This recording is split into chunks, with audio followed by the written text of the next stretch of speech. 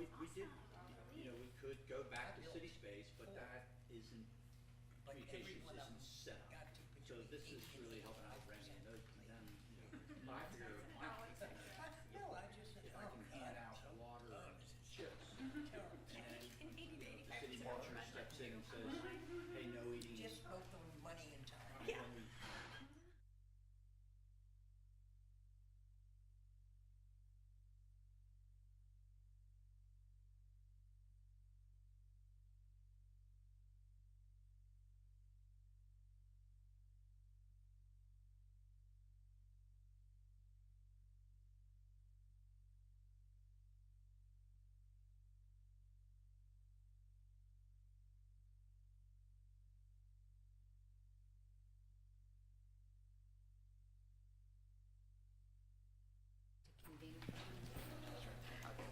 There he is.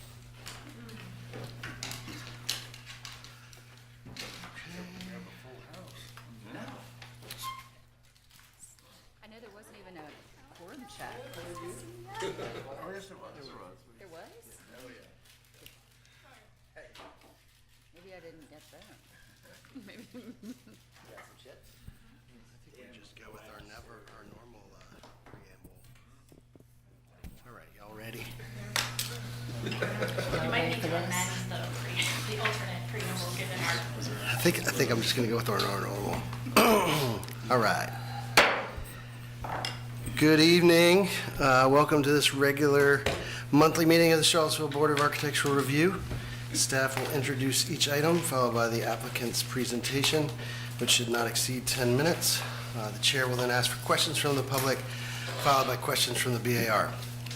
After questions are closed, the chair will ask for comments from the public. For each application, members of the public are allowed 3 minutes to ask questions and 3 minutes to offer comments. Speakers shall identify themselves, and comments should be limited to the BAR's purview, that is, regarding only the exterior aspects of a project. Following the BAR's discussion and prior to taking action, the applicant will have up to 3 minutes to respond. All right, I want to introduce our new member, Jen Trumpeter. She is a landscape architect. Hello. Hi, Jen. Hello. Welcome to our merry band. Thank you. You like Happy to be here. Say anything, you're welcome to. Sure. Jen Trumpeter. I am a landscape architect. I'm a landscape architect. I'm a UVA grad. I've been practicing. I've been living in Charlottesville for longer than I want to say. Now I've been practicing in Charlottesville. I've practiced at a number of firms here in town. I went out on my own about 10 years ago, maybe longer. Have had my own practice for a few years, no less than that. I am excited to be here. Well, be honest, I haven't done a lot of work in Charlottesville, so I'm counting on you all and you all to help educate me, and I'm excited to take part. Awesome. Well, thank you very much for joining us, and we're looking forward to working with you and your landscape architecture expertise. So, our first agenda item is matters from the public not on the agenda or on the consent agenda. Before you move forward, I don't know the level of folks who will show up or be online and wish to speak. If you wanted to, because it has been an unusual amount, but if you wanted to alter the questions and comments, now is your opportunity to do that. And I think Kate came. She did. Yeah. So, as I said, it's not, it's entirely your call, but otherwise you will then be Subject to the with 3 the minutes. 2 times 3 minutes, yeah. What's the BAR feel? We don't have that many people in the room, at least right now. How many people do we have online? Anybody? There are 3 guests online. Okay. I think that they would be here already I if agree. there was going to be a crowd. I agree. Yeah. I think we just, thank you, Jeff, for the reminder. I appreciate that, but I think we'll just stick to our normal Okay. routine. Anybody, any matters from the public online? No hands raised. Okay. Anyone here? Okay.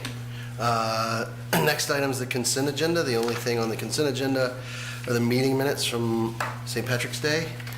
Does anyone have any comments on the meeting minutes? Move to approve as submitted. Second. All in favor? Aye. Aye. All right. Jen wasn't here, so she'll abstain. Great. Thank you. There are no deferred items, so we'll go straight to new items. Our first item or application is a certificate of appropriateness application for 601 to 617 East Market Street. Installation of an entry gate. And we'll have staff report, and then the applicant can give us a little presentation. Okay, yeah, this is a COA request, the installation of a gate at an existing masonry opening in the Mickey building. This building was constructed in 1900. It's a two-story brick building, and it was built for the Mickey Company, which at the time was, and for some time was, one of the largest printers of legal books and case studies in the South. And there have been, you all had, the BAR's looked at this a couple times, at least in recent memory, but going back through our old files, noticed that quite a lot of changes to this building. Yeah, as you see here, that, am I shooting somebody in the eye? Only a green pointer works on the screens. Sorry. Oh, it won't show up on screen, okay. But as you can see, that the photos on the left are from 1925.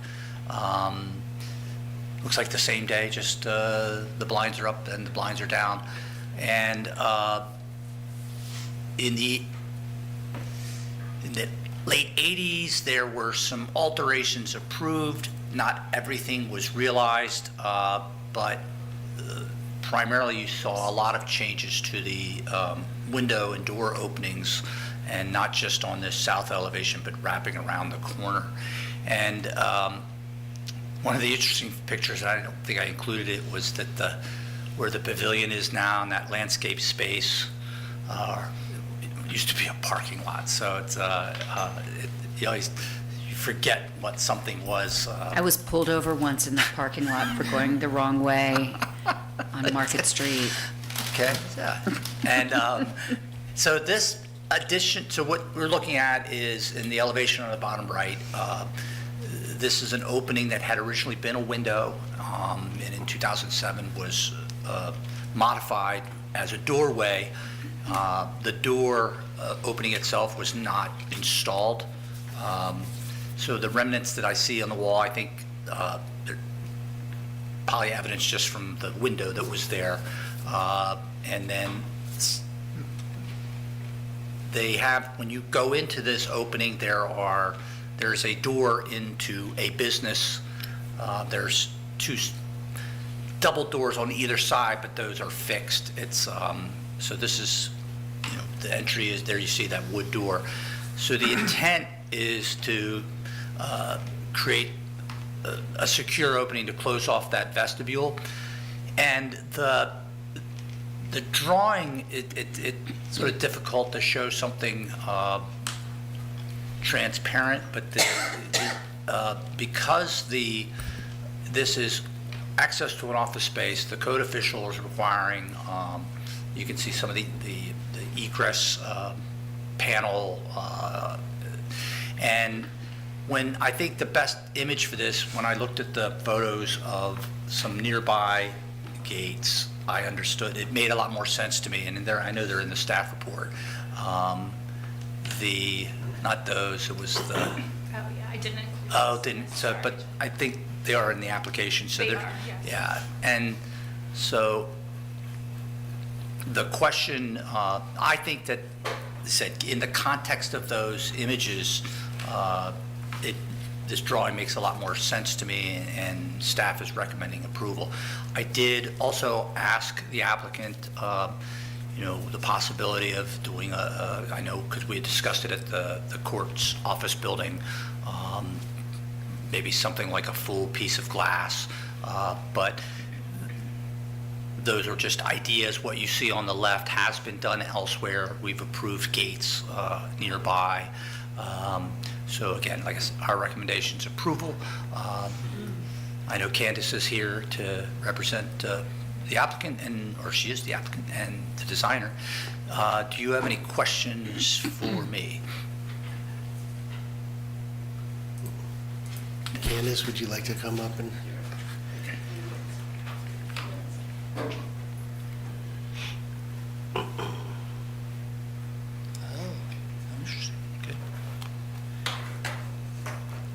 Good evening, I'm Candace Smith, I'm an architect. My office is at 202 6th Street Northeast, just around the bend from this building. The proposed metal gate installation really aims to minimize the alterations to the existing structure. The arch transom that completes that closure, security closure, is a glass transom and avoids altering the existing opening's shape. And other gates in the surrounding area were referenced to ensure the proposal fit within the context of the building and East Market Street more broadly. Okay, thank you. Do we have any questions from the public? Anybody online? Okay. Any questions from the board? I have one. I think I know the answer, but I'll ask it anyway. Will the Babar sconces on each side of this proposed gate remain? They will, Thank you. yes. In fact, the only other external addition is the little thing on the left that's a box for emergency personnel access, but it sort of balances the fire hydrant framed thing on the right anyway, that is existing. That's why I included in my staff report the sentence, "The design identifies the gate as non-historic while contributing to the contemporary eclectic elements that have been added over the years to this historic building." So, good catch. I think the Babar lights are almost historic at this point, aren't they? I think they've been there at least 30 years. Yeah, since the early 90s. Yeah. Is the primary purpose of this gate security? Yes, and it'll just be closed at night. It'll be open during the day, lay back against the opening and allow normal So access to the swing business. in. Do you need the dark panel there? I noticed some other examples at the Monticello Hotel and so forth where the gates are more open and seem, Yeah, I think I'll show you those two examples that are in the, can you get to those? I saw those. And the reason for those is, do you mind? Yeah, well, those two big black panel things. One is at the Mickey Building and one is on Main Street. There's a note that the interior but panel is the- just a lever. The gate is secured with a key on the outside for getting in, a key pad, and on the inside, it has to be able to be just pull the lever and escape. Right. And so if we don't put a security panel of some kind, you can reach over and just lift it open and open the gate. I see. So other more exotic shapes were added to other places, but we thought that square panel with an applied molding of a steel bar sort of went along with the rest of the rectangular images from those other windows and openings. And I'll also say, I suspect that, at least at the tavern, the Monticello Hotel, had it gotten a code, so that was the first question when Kenneth asked me, I went and talked to the code official, so I assume you probably should have something on that, so that's the difference. Yeah, we talked to them and confirmed the gate could swing in even though the egress door swings out. So, I'm just curious about the glass panel. I'm assuming it's glass, it's not some kind of synthetic or... just clear glass, tempered, and maybe the address on it so people can identify. There's actually two businesses that go in and out that door currently, so. And you need that for security, so nobody... climbs Yeah, over. it would take a big effort to climb over, but it's possible, so. And I guess the sort of the door and then that panel and the frame, it's all one piece? The transom and the frame are anchored to the building, and the gate then is set on hinges Yeah. and opens. Did you say it would swing inward when Yes. it's open? Yes, so And it it would just- block one of the doors? Those are fixed doors. Got it. They have desks and things up against them. They don't have handles, they don't open. Got it. So it's really just one door directly ahead.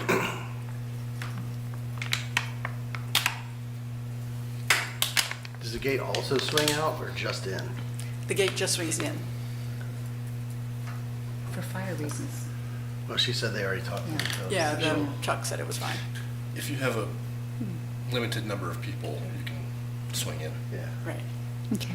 And they also have back Sidewalk exits through their anyway. businesses up and out of the building. Yeah.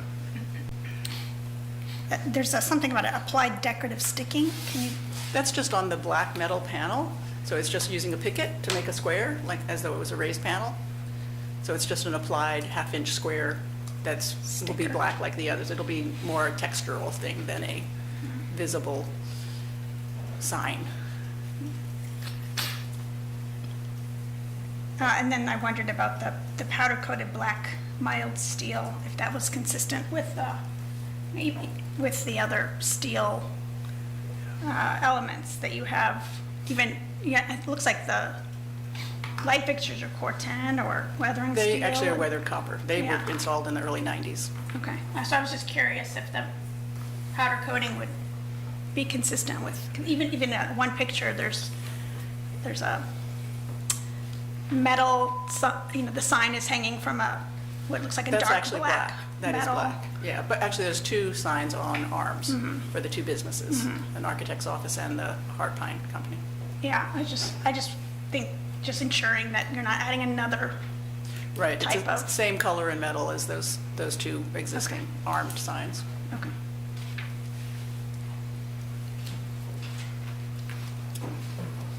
Any other questions?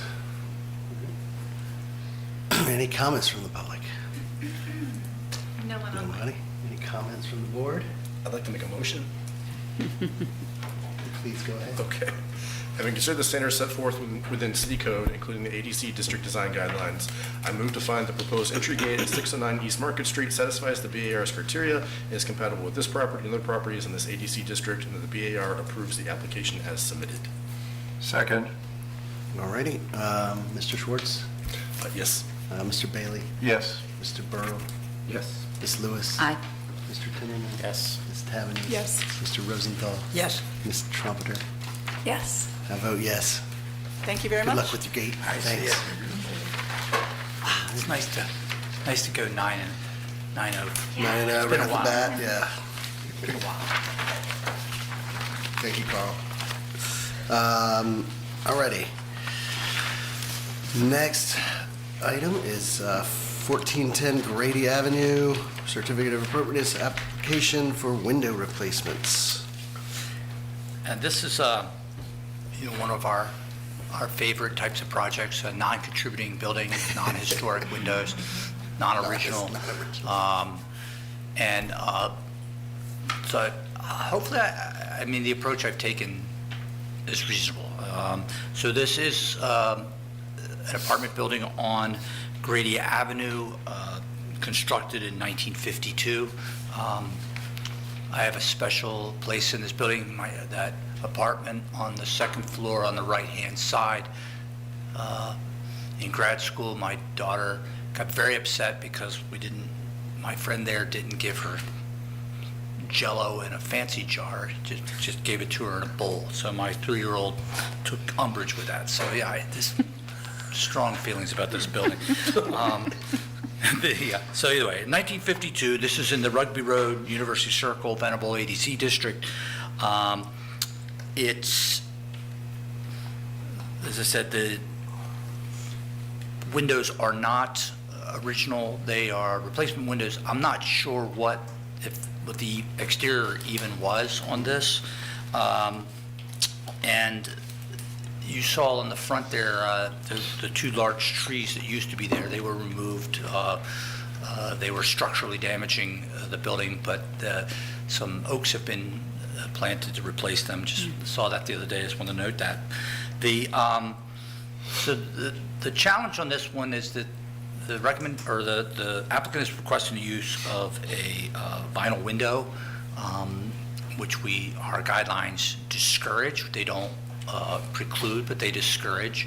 And I was curious more about the alignment of the sash and if it would, so really just playing around to give me a rough idea.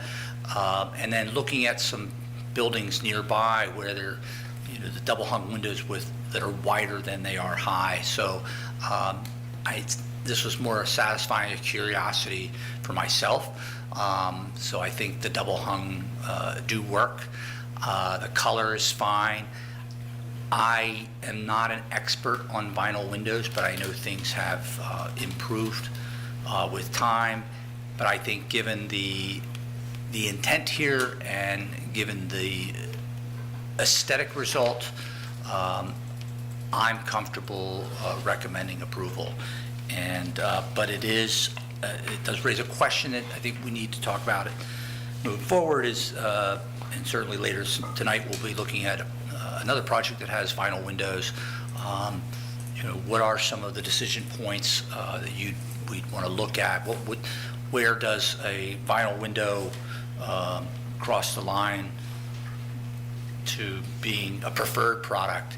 And the idea is, Carl and I had some back and forth about this, is you could go with a window that meets all our criteria, but it could be a poorly constructed builder grade window. So it's possible vinyl windows in some circumstances might be preferable. So, but again, in this circumstance, I've recommended approval. I think Cassie is here if you all have any questions for them, but do you have any questions for me? Is there somewhere in the staff report to mention the color? It's like a bronze on the exterior, similar to what's there now, like a dark bronze. Okay. And what's the light division that they're?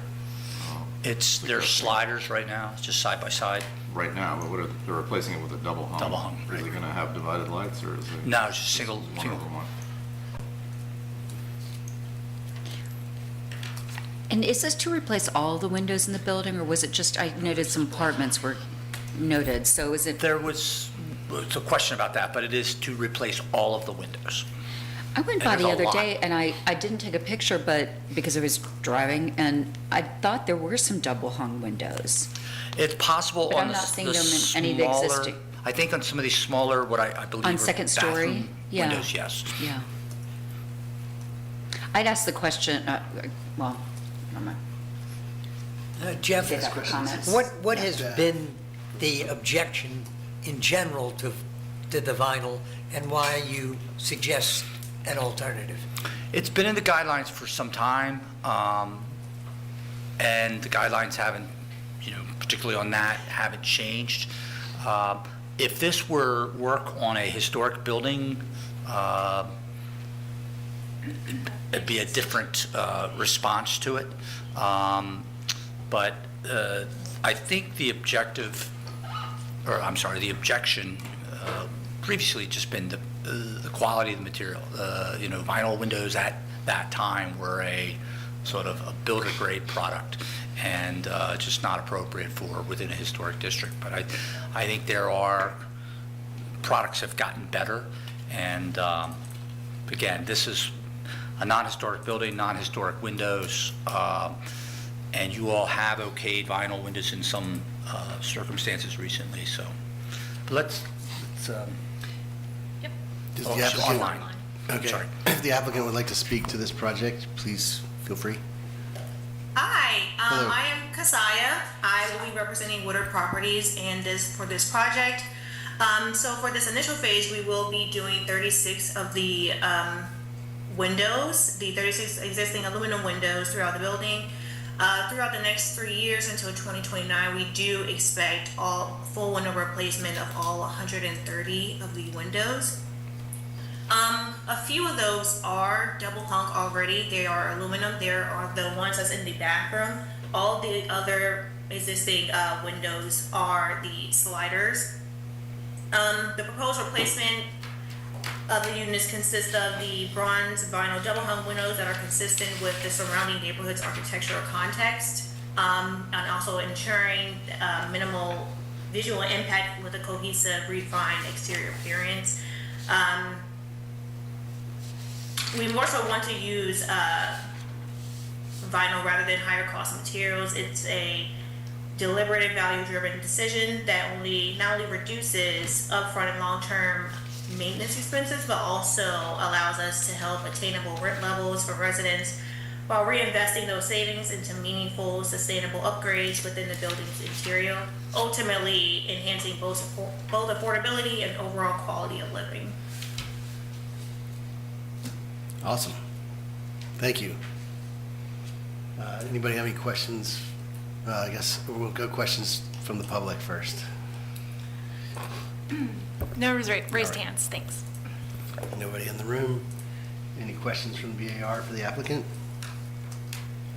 I have one.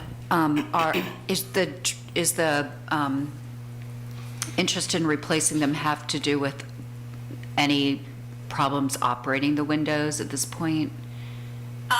No to the operation, more so we've been having a lot of concerns with tenants with ongoing condensation buildup, thermal bridging, and water intrusion. Worse. Okay. Yeah. And I know I guess folks have said the aluminum windows aren't the original windows. Do you or anyone have any idea when the aluminum windows were installed? Just curious.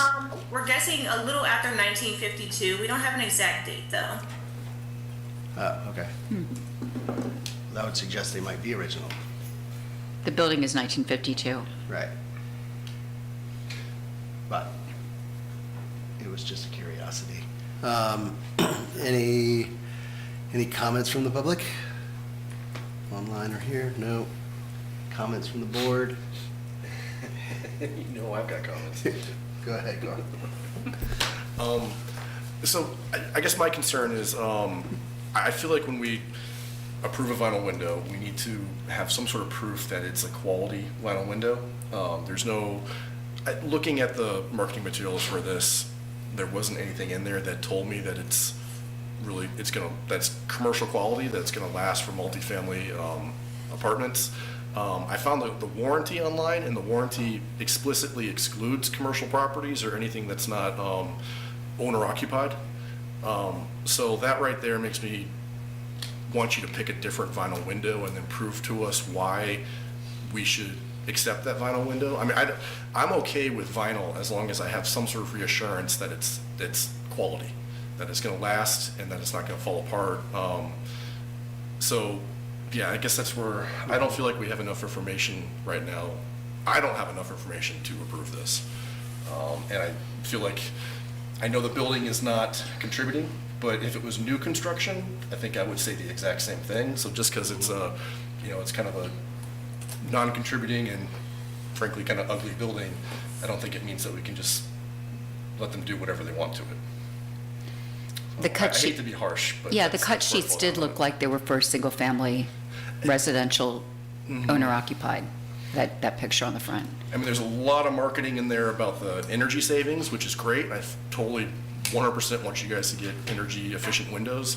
But I mean, there's 2 pages on the glass and like 1 page on the window itself, which is, I'd like to see some reassurance that it actually is a quality product. Okay. But if you guys want to vote yes, that's just where I'm standing right now. Sure. I had a different thing that I just wanted to mention, which I had raised in an email. We're changing the profile of the aperture from side by side to double hung, and in my opinion, the side-by-side windows, sliders, which look like casement, I was mistaken about them. They're not a character-defining feature of the building, but I just want to note that if I felt like those windows were, that I wouldn't want to replace them with a different profile. But I don't think that the change impacts the building at all. I also would note that 1952, we have properties in the city that have been designated on our IPP list that are much newer than 1952. So saying that this building is not historical, we may not find it interesting or 100 years old, but it certainly is an old building.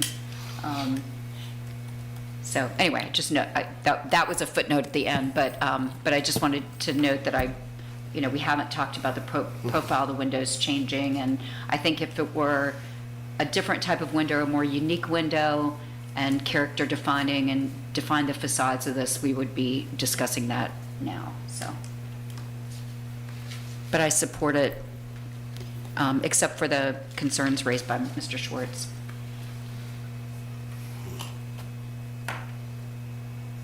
I do feel like the fact that it's a non-contributing building kind of lets me back off a bit, but at the same time, since typically we don't allow vinyl windows per our guidelines, there kind of needs to be like a good reason to do so, and that's sort of in step with Carl's thoughts of something quality, just really to ensure just the integrity of the neighborhood, that, by the time you're halfway through replacing them, they don't start falling apart before you even finish the job, right? But in the same breath, I was ready to approve this, so I don't know if, I guess let me ask the applicant, what are your thoughts about doing some research on possibly a product that's still affordable, but maybe is a little higher level quality that, for example, has a warranty that applies to commercial buildings? I mean, that might be something y'all would be interested in regardless. Yeah, we can definitely do some more research. I will say for the ones that we did price out, it's not the Series 100, which is like the lowest grade. We did upgrade to a more premium style series, so the Series 200 is a little bit better. Yeah. Well, I think, to Carl's point, if it's, if the warranty doesn't cover commercial properties, if something happens and it gets damaged, then there's no warranty, just for your own awareness. Okay. So, I mean, there's a couple of different ways we could do this. We can go ahead and make a motion and take a vote, or the applicant can request a deferral, or we can defer it. Any thoughts? Are there people who would want to approve it tonight? I would. I think I would. Probably Yeah, I would. think I would too. You guys probably want to take a vote. Yeah, just straw poll. To hear a motion from someone? I have one. Okay. Having considered the standards set forth within the city code, including the ADC district design guidelines, I move to find the proposed window replacements at 1410 Grady Avenue satisfy the BAR's criteria and are compatible with this property and other properties in the ADC district, and that the BAR approves the COA as submitted. Second. All right. We'll take a vote. Mr. Schwartz, No. Mr. Bailey, Yes. Mr. Burrow, Aye. Ms. Lewis. Aye. Mr. Timmerman, Yes. Ms. Tabany, Yes. Mr. Rosenthal, No. Ms. Trumpeter. Yes. I'm going to vote yes. So 7-2. All right. Good luck with your windows. Thank you. And hope it all works out. Thank you. Have a good evening. You too. Thank you. All righty. Our next certificate of appropriateness application is for 835, 843, 847 West Main Street.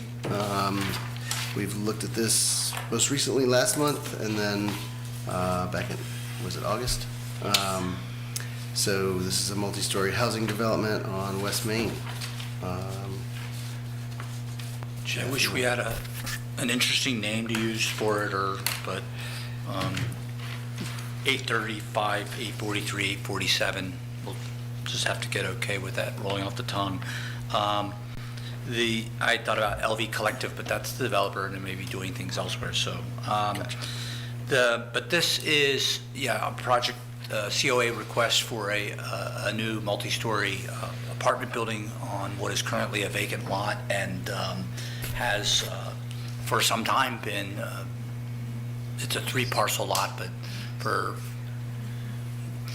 many decades has been used as surface parking, and there's a small single-story building on the site. This had been and I don't know the date of the residence or when it was an old house and property, probably in the 19th century, but You all have reviewed this twice before. Last August, you had a pre-app conference on this, and then in May, so last month, we continued that pre-app conference with a preliminary discussion about some additional details, and at that time, the applicant had reduced the height of the building. It had originally been 11 stories on 4 sides, and shifted to the west.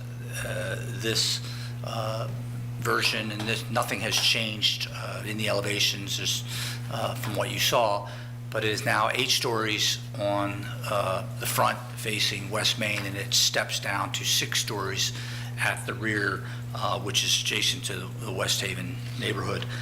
There's an awful lot in the staff report. I won't go through all of it. I think just hit on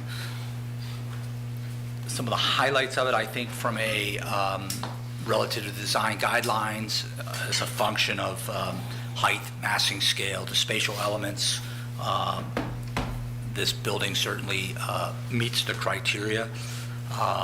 Material-wise, I know there's questions about the cement board, but it does employ materials which you all have approved before. The windows are proposed as vinyl, and there's not a specific specification on it. I had offered to the applicant that something that tonight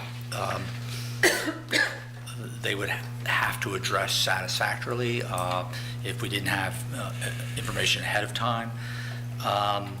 They did provide a lot of discussion. The last meeting was about building sections and some of the details at the brick and the transitions and the recessing of the windows, et cetera.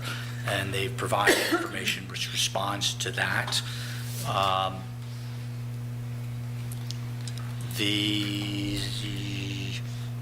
You all requested a sun shade analysis, which they provided an analysis. I'm not qualified to say whether this is sufficient for what you all need, but one has been provided. And the last comment I had here about sort of the design overall was one of the questions that you had raised, and this is why it's good to have this view here, is, as has been for some time, a focus of this project is that transition to the West Haven neighborhood, where now the rear of the new building it's set back further from a property, I think, 30 to 40 feet. So there's space there. It's the question of what's going on in that space. And one of the questions that was raised in May was that a preference for larger trees, a visual buffer that's appropriate for that spot. And in fact, Jen and I were talking before the meeting, and I said that there's, that's what's the right thing there? Is it trees? Is it a hedge? Is it, plantings? Is it, and it's in your purview to take a good hard look at that. So to me, that's one of the big question marks. And I know that was a particular concern of the folks in West Haven as well.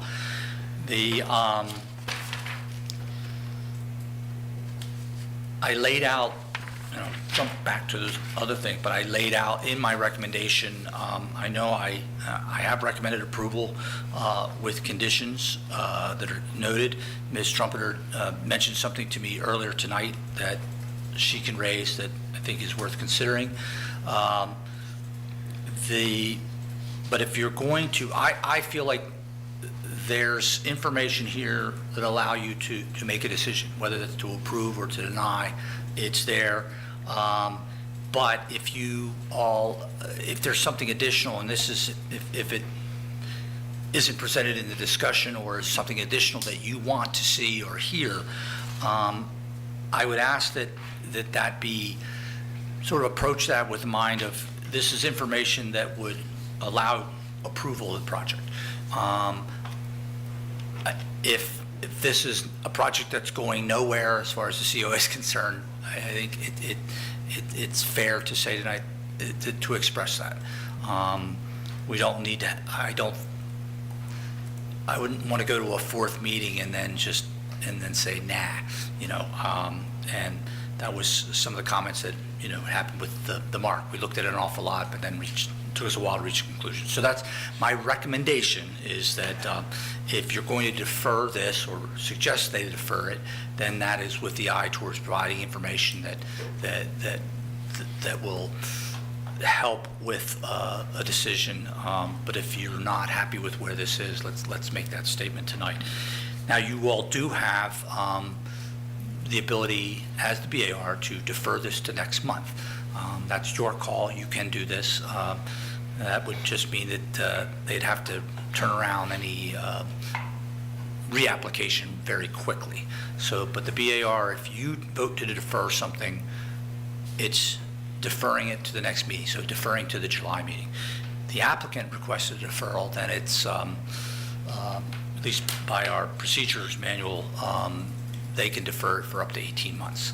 After that, it would have to become a new application.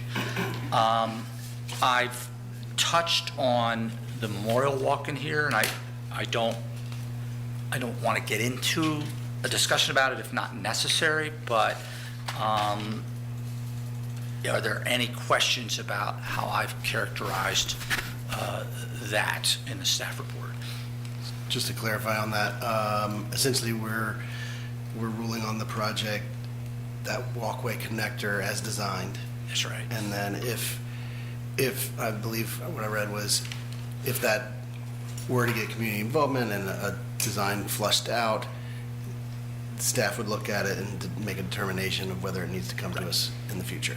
And the caveat there is kind of like, when you get a community-led design, just be really careful about, they've come up with something, do you then put it in front of the BAR for a yes or no? And that, I can't calibrate that at this point, but that's at least to plant that seed there that.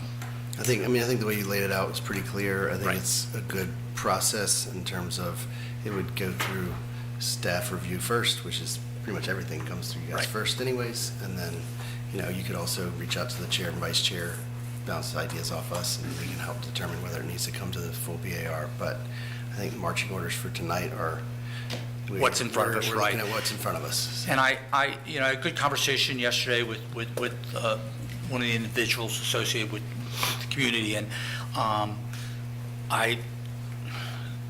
it's a rather dry paragraph in here, and I was worried I don't want to communicate that this matter doesn't matter, but I'm trying to find, as dry as it is, it's simply saying, as a means to an end here, we don't have a design. We can't approve something with to be determined later, so I needed something that you all could either say this is okay or this is not okay. I very much hope that if this project is approved and moves forward, that what's been shared with the neighborhood will be realized. But I don't know how you all, within your purview, can compel that or require that. I think at the very least, what we can do is acknowledgement in the discussions that this has been raised, that this has been promised. But you all can't go so far as to say, I'm approving this only if this happens in the future. You don't have the purview to do that. Correct. And that's what we talked about at the end of the last meeting as well, or at the end of this, the pre-application conference for this project at last month's meeting. So I think we're sticking to that. So, as I said, there's a lot in here. I know the I have another applicants question. online or here. I got a question for Yes, sir. staff. I guess it's in the staff report, but there's like a letter in here from City of Charlottesville, NDS to Timmons Group from just, 12 days ago. that's talking about the plan being denied, and I just didn't, some clarity on that would be helpful. Give it the best, and I say that on the non-planner. If you want me to. Yeah, we are planners, but in that we don't review site plan and development plans every day. Maybe Give an it- easier way to ask the question is, does this bear on So- us or not? Development plans are either approved or denied. Right. So if there are any comments that need to be addressed, whether it's zoning related, in previous development plans, there were like engineering comments. If there are any revisions required, comments that need to be addressed, then the plan is simply denied. Got it. Okay, for so basically example- you check And boxes until you check them resubmission all. is on a timeline basis, Got so it. they resubmit. An approval of a development plan requires a COA. Now, that's something that Kate and I are still wrapping our heads around how exactly to make that happen. Chicken and Yeah, egg. this is a So- little cart and horse because, you know, some of the requirements or some of the reasons for denial really impact us, like green space, tree requirements, tree canopy. Like, Amen. And this is yes, it's a bit of a Gordian knot, cart before the horse. Let's pick a metaphor. Because I would even go so far as to say, Page 91. you know, then simply state on the development plan, this, I must get a COA for this. So the circumstances with it are, and what we're saying is that with a site plan, ultimately you need a site plan to build, you look below grade. So like, I don't know, let's say there's a giant lake 50 feet underneath this property, you know, oh my gosh, we can't build there, there's a giant lake there. You know, without looking below grade, the development plan doesn't identify that. It's more of a two-dimensional view looking down. So the risk to the developer and the applicant is that if you all approve a design and then that becomes part of that approved development plan, they move forward with the site plan and find that giant lake and can't build what was approved, they have to come back. So it's at their risk that they are assuming that they can, that what's shown on that development plan and approved by the COA can be transferred successfully to an approvable site plan. And if not, then we see them again with a revised design. Does that make sense? Not trying to sound catty about it, but yeah, it's kind of as simple as it comes down to. So this is on the applicant. I wanted to just ask a question on the memory walk, if we could go back to the contextual plan that was up, just for clarification for us and for the members of the public. There, on this contextual plan, there is no area designated as memory walk, but I believe it's item 1, which is the pedestrian walk and the vehicular alley. I think that's how it's described.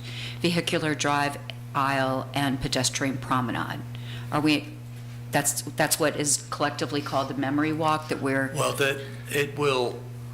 the intent, and I also shared an email with you all today from Emily Dreyfus, who raised some questions, and if you want to address those, you can discuss them. But the memory walk exists as an aspirational Right. idea. I'm just asking where, Yeah. what it is, and what, we're asked not to look at it except as it's presented. So What are we, We're looking Yeah. at the vehicular drive. Is that aisle, all it is? Yeah, pedestrian so it's a promenade. driveway. that's all it is? All it is, Okay. there's a sidewalk on the Because side. it's not labeled as memory Correct. walk on the textual plan. So for members of the public trying to make a connection about what the memory walk means, I'm pointing out that it's number 1 on that plan. Thank you very much. Yeah, and that was the space that was identified as available for that.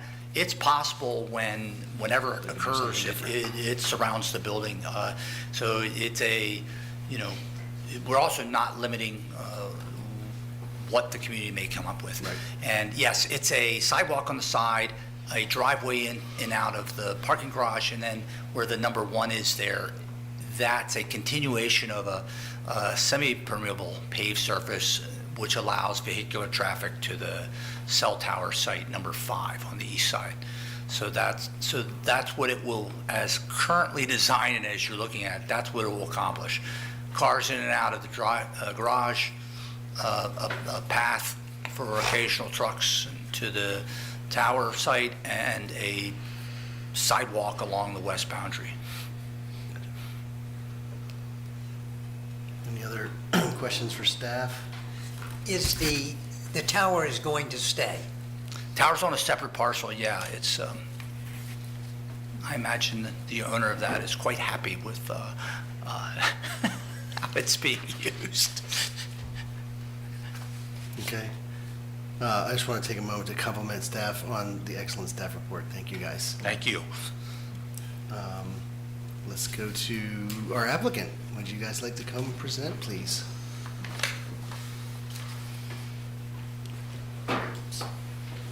Hey, Britt.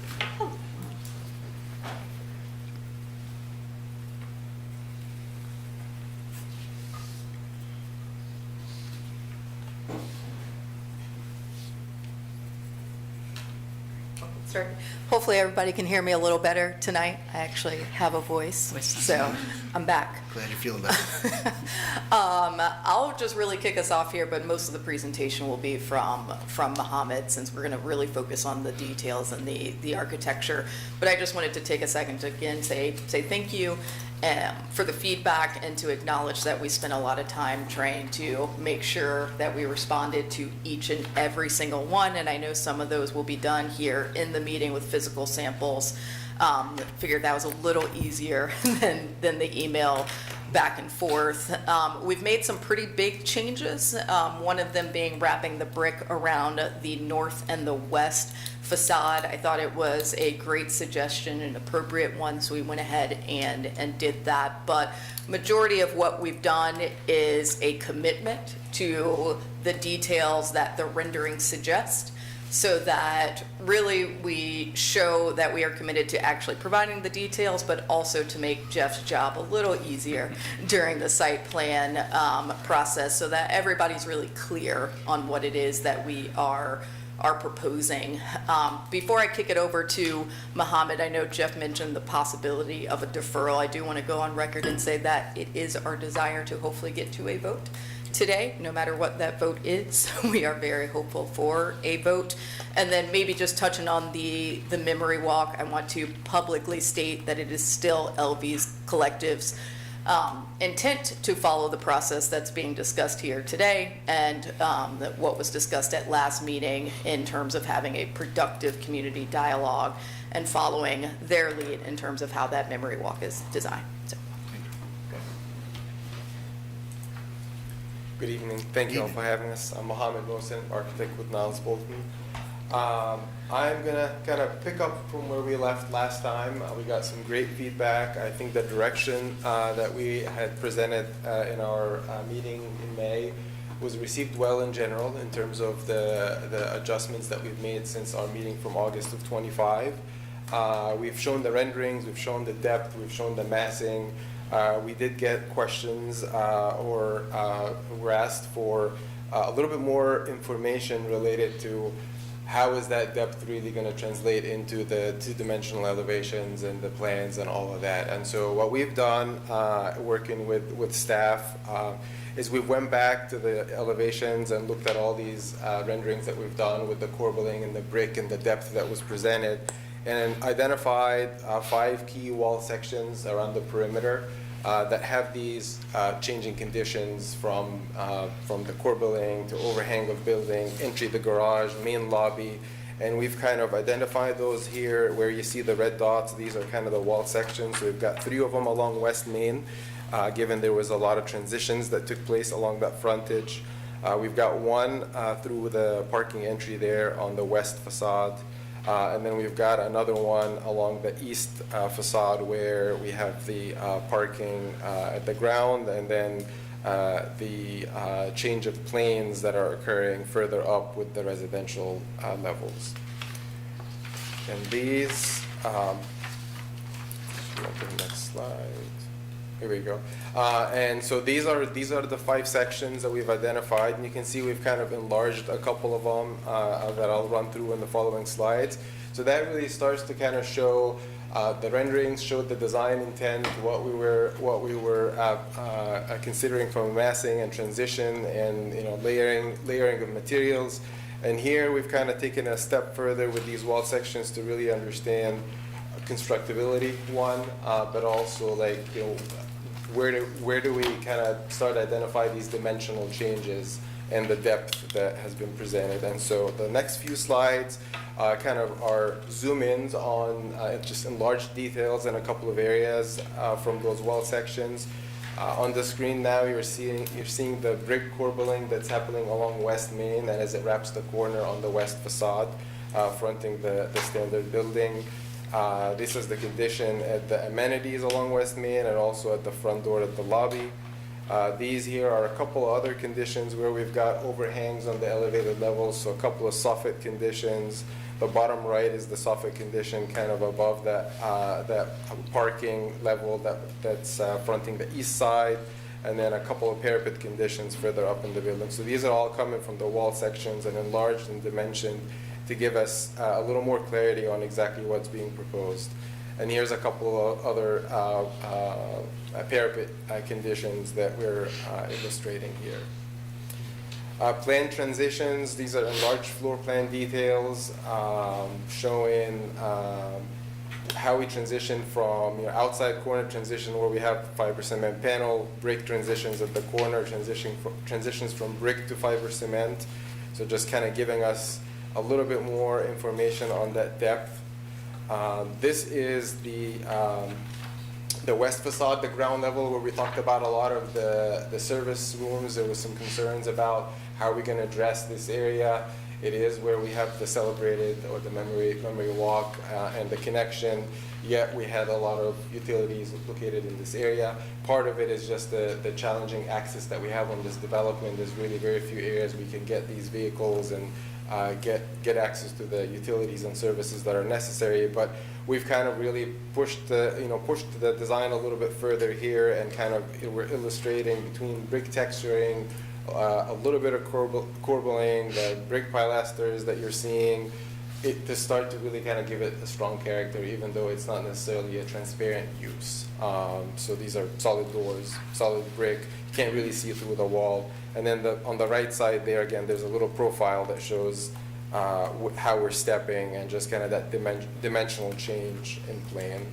And then this is a vignette. The colors here are not necessarily what we're after, but it kind of shows that northwest corner, the beginning of the memory lane coming from West Haven.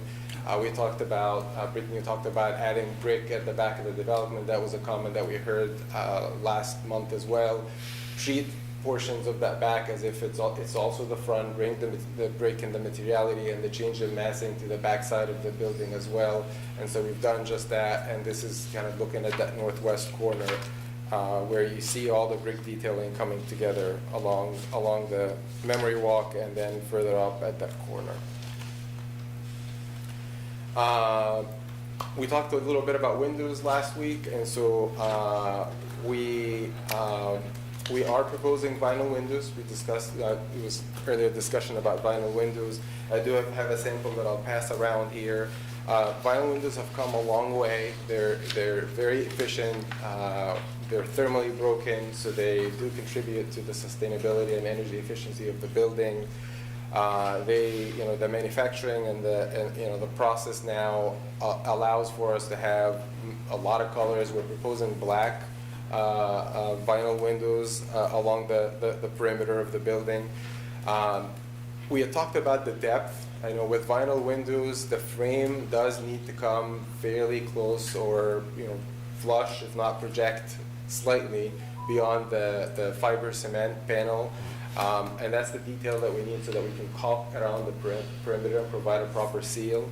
However, we are, with the manufacturer that we're looking at, or similar manufacturers, Some of them do have the ability to provide that deep back set, which is the frame that we have at the top there, where the frame does stay fairly flush with the exterior, but the glazing and the sash, the window itself, gets pushed in to provide some additional depth. So typical frame would kind of put the frame right at the edge and put the glazing right at the face, so the whole thing feels fairly flat.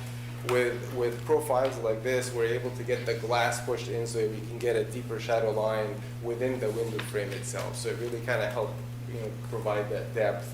We are proposing that on the west main facade and the west elevation where we have the memory walk, knowing that that's where the building is going to be experienced from close proximity, people walking right under those elevated levels where the vinyl windows are proposed. Along the east and the north sides, we are proposing to stick to the original frame, which is the one at the bottom there. So we've got a couple of details here showing that window profile in brick, showing it in fiber cement, and kind of the range of depth that we're able to achieve with that deep backset profile. These are some images from the manufacturer that we are looking at as basis of design. You can see, it's hard to tell that that's a vinyl window. It really looks like a metal frame from an aesthetic standpoint. They've come a long way in terms of being able to provide. They used to have a lot of curves and bends in these in the fabrication process, but with the more with the higher end products, they're now able to get these profiles that are fairly rectangular, and they almost look exactly like, from a distance, almost exactly like aluminum windows. Aspect one, the storefront, we've got the details here. I don't think we didn't hear concerns on this. We are keeping everything at the ground where we have the amenities, where we have the front lobbies, and where we touch the ground. We're using storefront. And then fiber cement is another one that we talked about last month.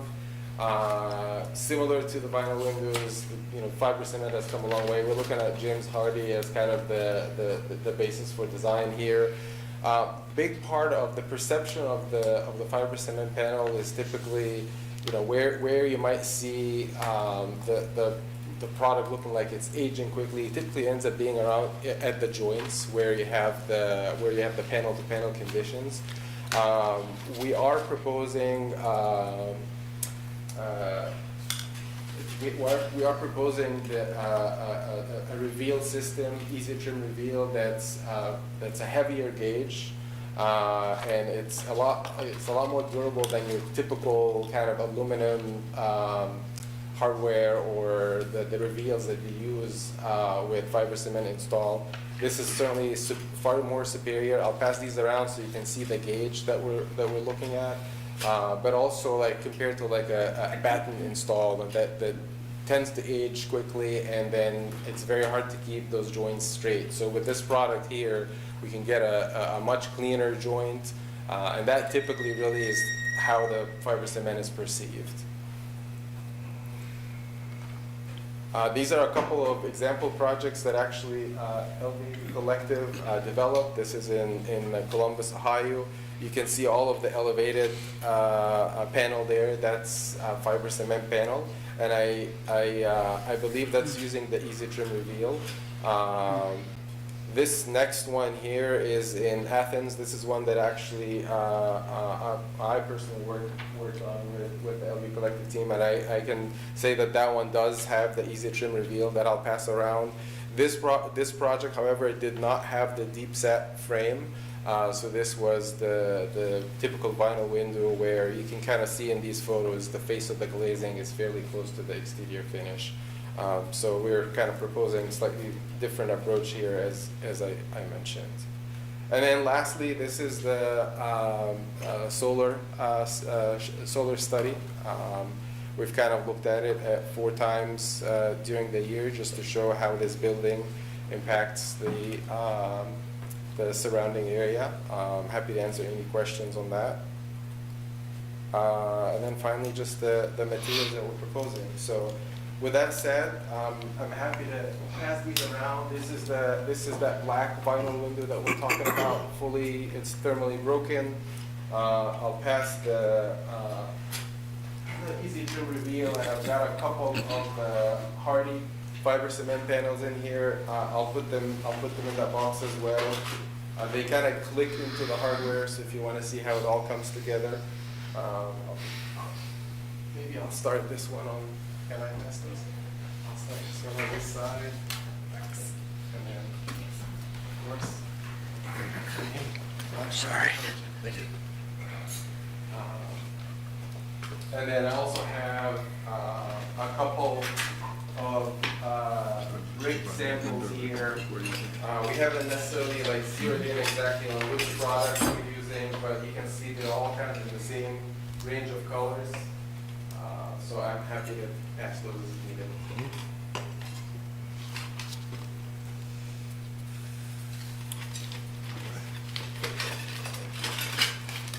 With that said, I'm happy to take any questions, and Brittany's available as well. Great, thank you. We'll start with any questions from the public. Let's see, a few folks have come in and joined us. Thank you for joining us tonight. So we'll start with questions. I know some of y'all weren't here at the beginning. We are going to allow 3 minutes for questions from the public. We'll then allow then we'll allow questions from the BAR. Then we'll allow comments from the public, and then comments from the BAR. So just our typical procedure. Just want to remind everybody, since we've had some folks join us. So again, we'll start with questions from the public. Let's start online. Anybody, Kate? No hands raised. Okay. Anyone from the public here this evening would like to speak? Please come up to the podium, state your name and locality. You're not required to state your address anymore, I don't believe. My name's Emily Dreyfus, and I'm here on behalf of the Legal Aid Justice Center. Could you please clarify, are these questions for the developer or questions for the BAR members? You need to address your questions to us. Yes, but, okay. Well, I sent an email yesterday that hopefully most of you have read. So one of the concerns, which has a question, is about asking their intentions for community dialogue. There, to my knowledge, has been no attempted community dialogue since the last BAR meeting. I work closely with the Public Housing Association of Residents, so I think I would have heard if there had been some follow-up, but it's concerning that the last time they were here, they heard that you were going to approve, and then the dialogue seems to have stopped. So if you could ask their intentions and set up a timeline for check-ins, that's my question. I didn't phrase it like a question, but could you please do that? Let's see. The perspective view that I requested from 806 Hardy Drive is something that I think you all would benefit from as well, understanding how things will look from the street level. The plan for the West Haven redevelopment will ultimately have tall buildings where it will be like window to window at the lower floors. So it would be helpful if we could get more information, and I would like to ask if you could request that perspective view and not approve until you get that information. I have lots of questions about the solar study, and you all probably know a lot more about solar studies than I do, but at a minimum, would you please ask them to do one that reflects 9 a.m., 3 p.m., and 6 p.m. in addition to the noon view, because I think as the sun moves, it will change the shadow. Lastly, and this may be the most impactful thing, is whether you could do more to ask them about greenery in the back.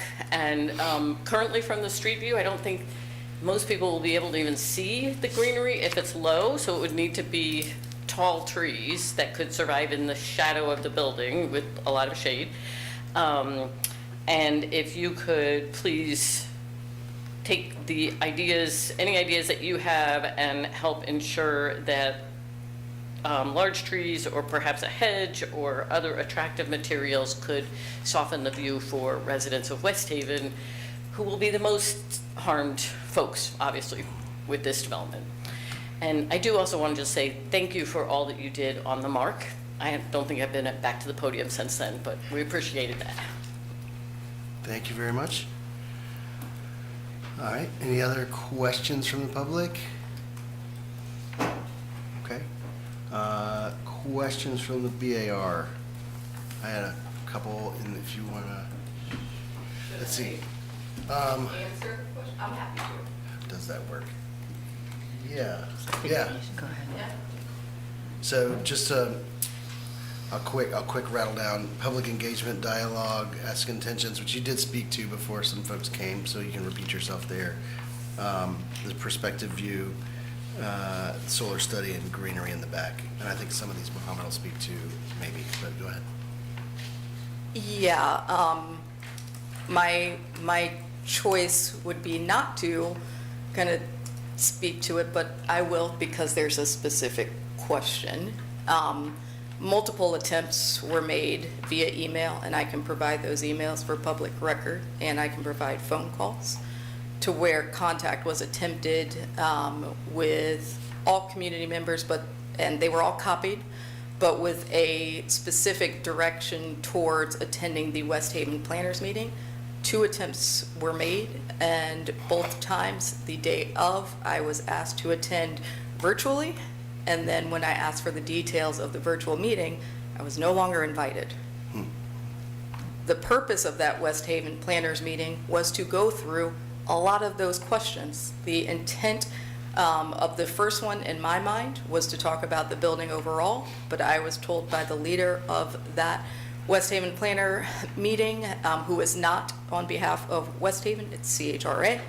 I was told that the purpose of the meeting was just for the ground level memory walk, and I said, great, that's perfect. I was hopeful to come to this meeting with some dialogue on that between us and the community. But like I said, 2 attempts in writing, follow-up calls. We had the discussion with Mr. Sales, with CHRA, and hopefully you guys can understand why I did not want to get into that here. That's not the point of this meeting, but at the same time, if a question is asked, I'd like to respond to that, and I will go on public record and say, again, our intent is to dialogue with the community. I hope the community's intent is to dialogue with us. Thank you. There were 3 other questions. Yeah, I guess, well, and or I think that some of these are. so that answers the trees in the back. So the trees in the back are a little tricky. We're happy to discuss that in detail right now and put on our plans what is controllable within our property line. I'm not evading that. If we just want to ignore the community dialogue and just put what you guys see fit, great, let's do that. But the intent was, it's a little fuzzy because the property line is right in the middle between our building and the 6-story West Haven building. And some of the plans that I've seen from West Haven have improvements on our property line, which is okay. Like, we're open to that. But how can I design landscaping without knowing like what's on our property line? We're happy to provide that, but without the opportunity to have that dialogue, bit of a conundrum. Was there another question that I missed? I think that answers the back. And So it was good to take I notes. will, we did have 4 different times on the solar study, but I'll let Mohammed speak to that. Yeah. With dates. Pull that back up. We do have, it's different dates on the solar study. Put it back on the screen. And, you know, obviously at noon is when the sun is up high. Early in the morning, it will be a little bit lower. In the afternoon, it will be a little bit lower. But, you know, we picked one time in the day to kind of show how it would be at noon, recognizing that that's probably when you're going to get the most sun, because the sun is going to start dropping as it gets early in the morning, further in the afternoon. But that was kind of 4 times in the year, picking a noon time just to see how it impacts the surrounding area. And I feel like you do have some landscape plans with proposed plantings at the back of the property, correct? We do, that is correct, and I can scroll through these quickly. It's So page 9 of the submittal. Yep. So yeah, We did our representative landscape plans. It was a specific request from the community as a part of a negotiated community benefits agreement that has not been signed, but it is still our public intent to work towards that. It was the community's request that we use Water Street Studios for the ground level, or just landscaping specifically on the Memory Walk and in between our two buildings. We committed to that. We continue to commit to that. However, we are happy to adjust these representative plannings however any one of you see fit. Okay. I mean, I think what we're going to do is, when we get to our deliberation, is go with what we were presented. Because that's what we need to react to, so. We have a series of slides in here in the package, page 7 all the way through 12 in your package that kind of has the trees, lighting, furniture as kind of a representation of what was proposed. And I think the only other thing to really address really quick from a massing standpoint, related to how the building feels from a couple of areas around the site. We do have a couple of these massing or just these studies that we've put together, looking at the building from Hardy and 8th. This is the view on the screen. And then this page 25 in your package, this is looking at it from 10th and Page. There's a couple other views that are kind of further up, looking back towards West Haven, and then our building in the backdrop, just from a progression of scale and height. So those are in your package as well, pages 23 through 27. Thank you. So we're still in questions from the BAR period right now. I had a question. So the two examples you showed us from Columbus, Ohio and Athens, Georgia, can you tell us when those were built? Like what year? Yes, the Athens one completed 2 years ago. Okay, So 2024 delivery, August 2024, and August 2025. Okay. Or maybe a little sooner, May, June So just delivery. 2 to 3 years old tops? Yeah. Okay. I was asking just in terms of some of the questions, or maybe about the fiber cement panel and just aging and things, but they're brand new, so.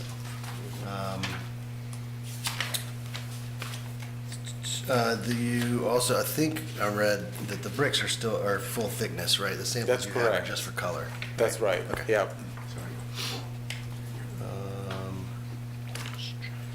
And then on those, the window depth sheet, which I had it pulled up before I scrolled. Yeah. I saw some where, I think it was plus or minus 3 inches to 4 inches deep, recessed, and then the others were like plus or minus 1.5 to 3. So I was just curious, that seems like a bigger range, and I was curious if you could.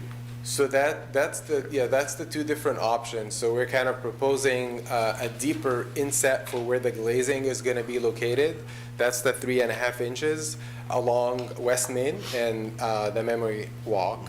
And then for the two other sides, we are proposing to go with a conventional vinyl window, which would then be the lower, the reduced depth, the inch and a half, I believe.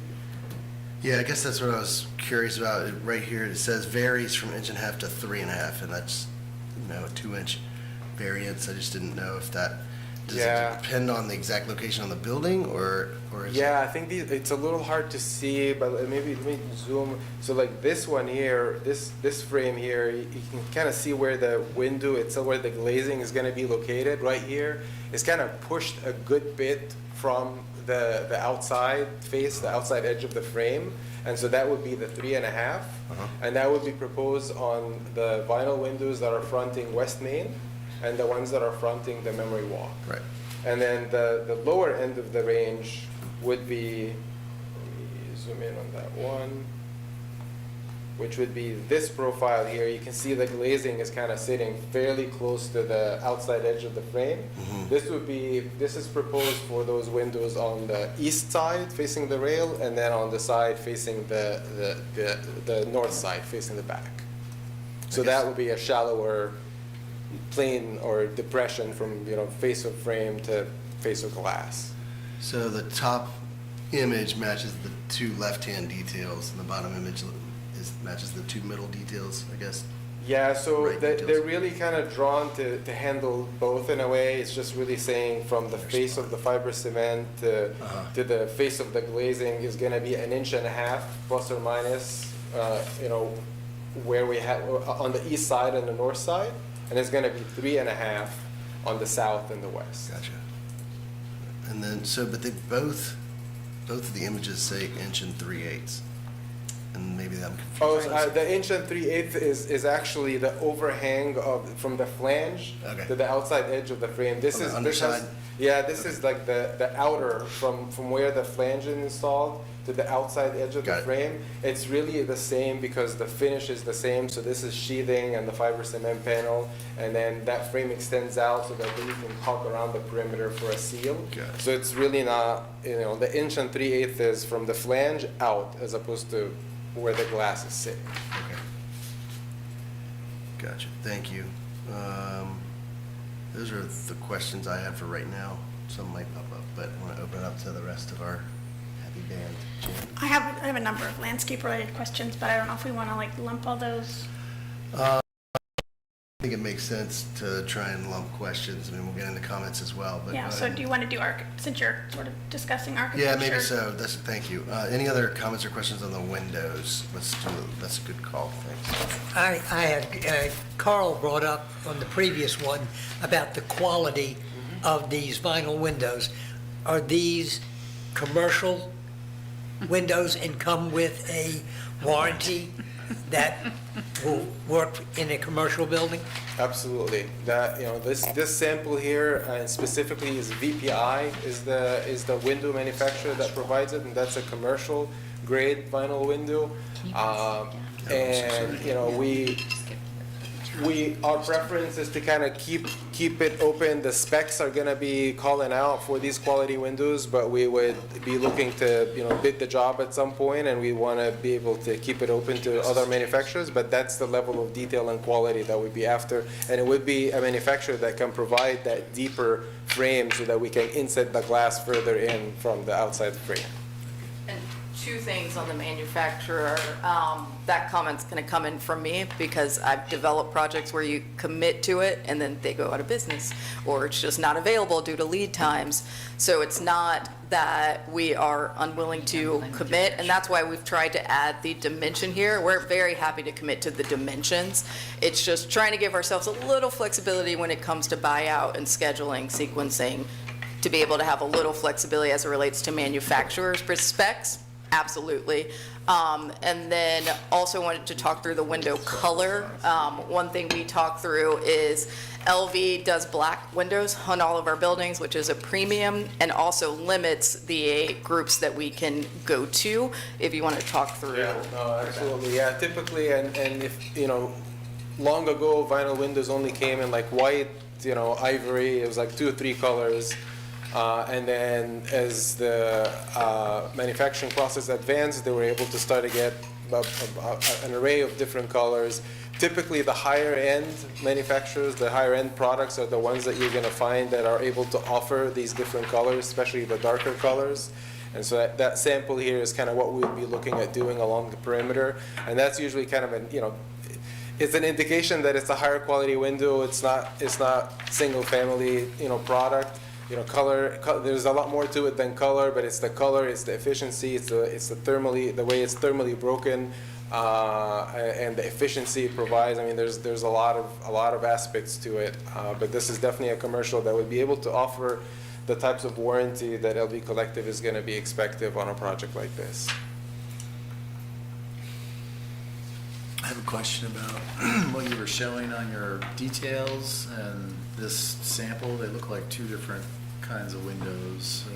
They just, this looks like it's sort of a bigger scale, sort of representing a facsimile of a storefront, whereas the ones you were showing on the screen, I don't know if they're in our packet. I believe that this section here is specifically is taking kind of not at the frame, but it's taking kind of at a sash condition, at kind of at an inside where you've got kind of the top panel and the bottom panel there, the top and bottom sashes, and it's not necessarily like showing the actual frame. I wonder if I can find that. This is a storefront section that you're showing us here. This? Yeah. This is a vinyl window. So is that a structural null? This right here? I'm agreeing with Dave here. I don't see that. I don't see where that is in the section. That's because the section here that you're seeing, you're talking about these details, correct? Yeah. Yeah, so this section here is kind of showing the frame and the sash. I'm going to zoom in on it again real quick. This is showing kind of like the top frame. This section would probably be just this portion here at an intersection between the mullions. Like if you have like a double window, that would be that intersection right there. So this doesn't include the frame. So all the steel and everything that's in there would be at a mullion condition, but not like your typical window condition. Right. It's not the frame, because the frame doesn't need the stiffening because it's already attached to studs. But all of this except for that stiffener in here, all of that is vinyl. The only metal in this is the little rectangular squares, the tube in here.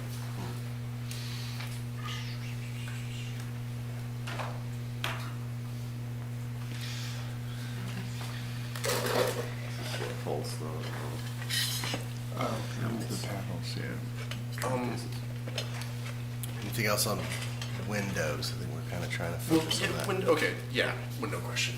So you're talking about, I know you've said this multiple times, the West Main Street and the west facade will be deeper, but you've got, what happens where you turn the corner with the brick from the West Main Street side to the east side?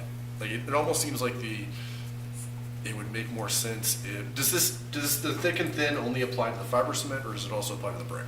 No, just the fiber cement, because with the brick we already have 4 inches of depth, so we're assuming we're going to use the regular profile vinyl window. Okay, that makes sense. Thank you. Yeah, I'm sorry. I should have clarified that. Like brick usually gives us a decent bit of depth anyways, and so we didn't think that we needed to go above and beyond there. And then again, like the reasoning behind West Main and the west facade is that's kind of where a lot of the pedestrian traffic is happening. And so we figured, let's get that value. You're going to be experiencing it from a close proximity.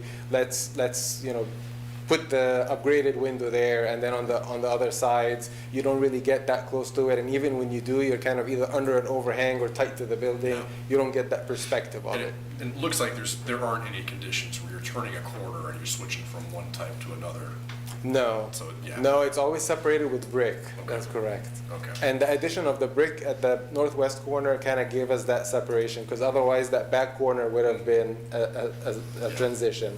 But we don't have that anymore. Okay. That's it. I'm good for windows. Okay. Yes. Kate, looking at the architects. No more window questions for me. Yeah. David, you good? I guess I have one other question. I was noticing on the top of the southeast corner, which is probably the most visible Southeast corner, the one that's facing out to the tower. Yeah, there you go. So are those storefronts up there? Up top? Up here? Yeah. Yeah, yes. This is an amenity space up at the top of the building, and with the size window and the configuration that we're doing there, we couldn't do that with vinyl. Vinyl still has some limitations on size of window and all of that, so we would still have. Now, by the time we work through this, I would imagine we would actually have thickened mullions. It wouldn't be like this repetitive 2-inch or 3-inch mullion all the way through. We would probably, just for design loads and wind loads and, you know, just for full transparency, I think when we advance it some, there's gonna be some thickened mullions. So this will be a series of storefront windows, not one continuous storefront, but we're talking about a very limited gap between them. Enough to get a stud so that you can brace it. So from a design pressure standpoint, you're not designing for this really long window. You've got some stiffeners every now and then to be able to support the window in the opening in case of wind. So you have storefront on the top and then down at the base.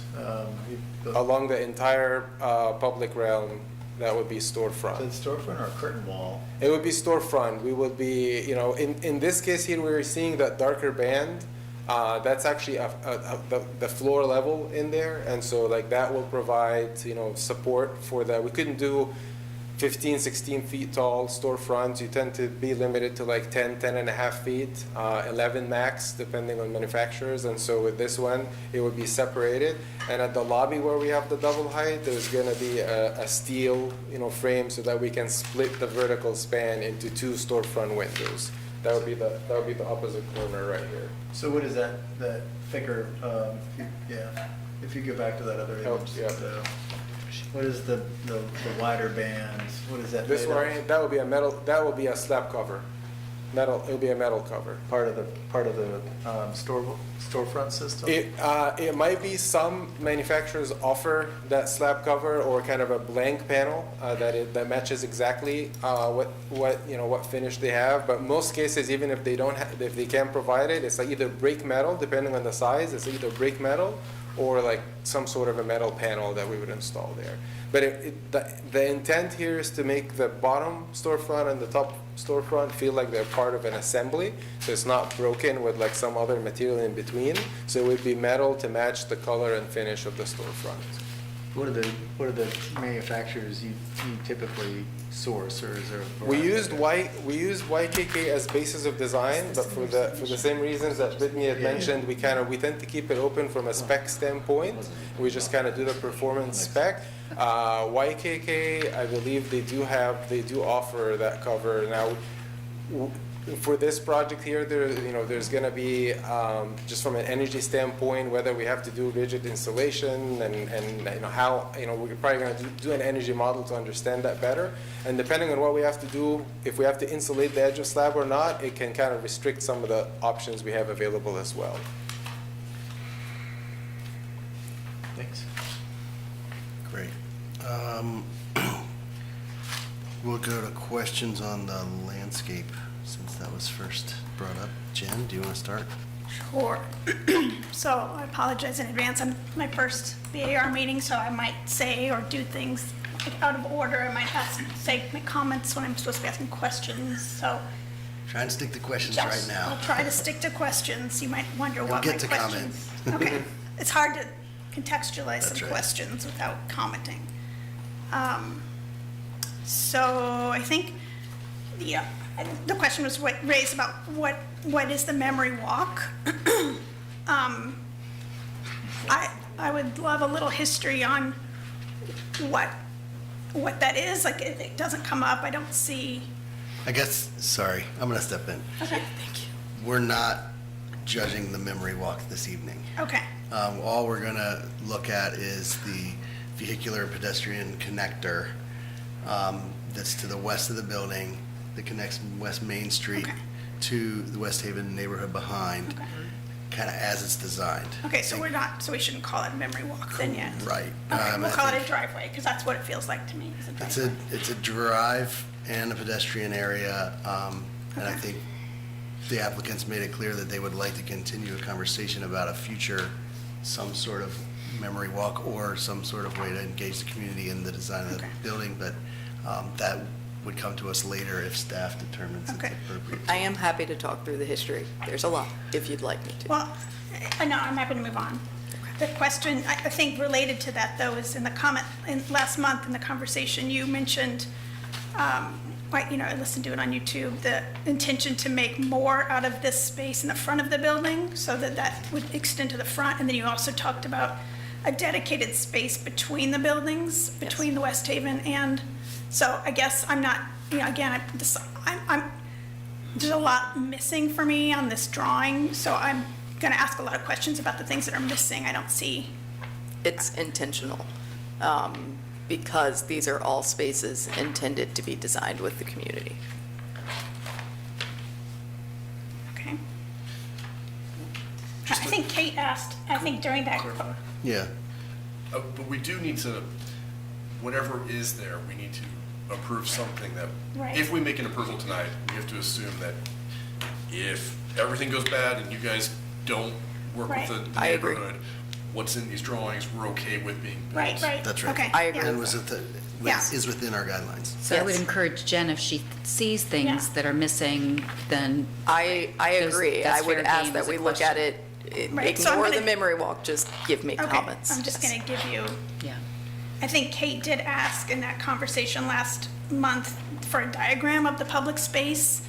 And right now, I don't feel like I really understand what's. Consider it's all public, we have to ignore the memory walk, and Okay, I so would the fr- review so it the- as if it's all So public. the area in the front is all public? Yes. So where the seating is located? Everything at the ground level is public for the Okay, purposes so of the this meeting. furnishings that are shown on Main Street are for everybody? Built-in furnishings. Okay, and I there's would no- not weigh in on movable furnishings, Okay. built-in furnishings, But yes. there's no furnishings shown on the west side or the back side? We cannot, and this was a question that was asked by CHRA. So just for clarity, the gray area where it shows 22 feet, that is a true drive aisle into the deck. The area in green with the kind of festoon lighting that's up above, that is a service alley for two things. You have to be able to, legally, we have to provide access for two things, and that is our utility equipment that's right behind the building in terms of transformers, and then also to the cell tower, that is number 5 on this, that is not a part of our property. It is outside of our property line, and it will remain. So vehicles are running through there. There will be bollards that are movable. You cannot put permanent furnishings as it relates, also fire access, that's how they're getting back there, so you cannot have any permanent furnishings that would obstruct the fire department's ability to service this from a safety standpoint and from vehicles being able to access the other side. The intent, if maybe I have control to do that. Hang on. So now the area where there's a trellis, that is a built-in. It is representative. If there are any comments around the look or the placement, now it's there because it clears the turn in order to get to the transformers that are there and to get to the cell tower. But that is the intent for the built-in space that serves as a transition from those stairs, the monumental stairs, that we are aligning directly with, and maybe it would be good to go to the site plan to help her understand the context of this. So this shows you how the outdoor space is connecting directly between the two newly proposed West Haven projects. This is their new plan, not how it exists today. So it is aligned, and the intent is where the blue double-sided arrow is there. That is where there is a moment to be designed with the community. Okay. A lot of the things you just mentioned are not indicated at all. Festoon lighting, bollards, trellis, monumental stairs are not indicated anywhere on the site Can you plan. go to the site plan that we presented in the last meeting, please? Do you have that where it is, we have landscape plans? And apologies, this was all presented in the last meeting. So we didn't include it not to evade it, but because I was under the impression that we just didn't know that there was going to be a new member. So again, our intent is not to evade or not provide information. The information was just provided previously, and we're happy to go through it again. I guess as BAR members, if we're being asked to vote tonight, we look at only the submittal that we've received for this meeting. Yeah, just for we're happy. clarification. Yeah, we're So happy to. We can't look at anything that we received in May. Okay, understood. Then here we go. I mean, I know it sounds redundant, but I yeah. think this is in your package, it was just not in the presentation that That's we right. gave today. Exactly, and apologies for miscommunicating. Okay, thank you. Yeah, as he said, he was picking up kind of where he left off last month, but it is in the package. I saw some lighting. Yeah, There is lighting, but there's no festoon lighting, there's no bollards, there's no trellis, and there's no monumental I didn't see stairs. bollards, yeah. The monumental stairs are not on our property. Okay, well, that's good to know. I guess, And the lighting, no, we don't have a spec, and again, this is where it gets really hard. We specifically discussed not getting into detail. The only reason I mentioned festoon lighting is because the strings are overhead. I was just mentioning that for reference to describe so those where the area is zigzags are, intended to be festoon okay, I thought lighting. that was pavement markings. It's So shown as are there pavement markings. Oh, apologies, then that's my misunderstanding. and part of what we're doing is like the 22-foot wide lane, day in, day out, it's gonna be used for parking up to the parking entry. The section beyond that, where we've got the pavement patterns and the greenery, that's gonna be ex-favored. We do need to design it to obviously withstand fire access and also access to the cell tower and if needed, access to our transformers that are located at the back. So it is gonna be designed to withstand that type of load. But we've changed the pattern so that it's a clear delineation between what is vehicular access to get to the deck versus beyond that point, it's emergency services only, service access, emergency, first responders, that's it. Right. And what we've talked about with the community is even though we cannot do built-ins there, I can provide the emails where we responded in writing saying that we are happy to do programming subject to the fire departments. So if we wanted to have food trucks in there, if we wanted to have an art show, a market, those are all things, so long as it is temporary and removable, that are all open in discussion, and again, happy to provide those communications. The daily use of it, though, would be temporary. Up for discussion. As we are open, so long as it is not a permanent obstruction that would stop the fire department from having access, or again, from us meeting our legal obligations to allow access to the cell tower and the transformers.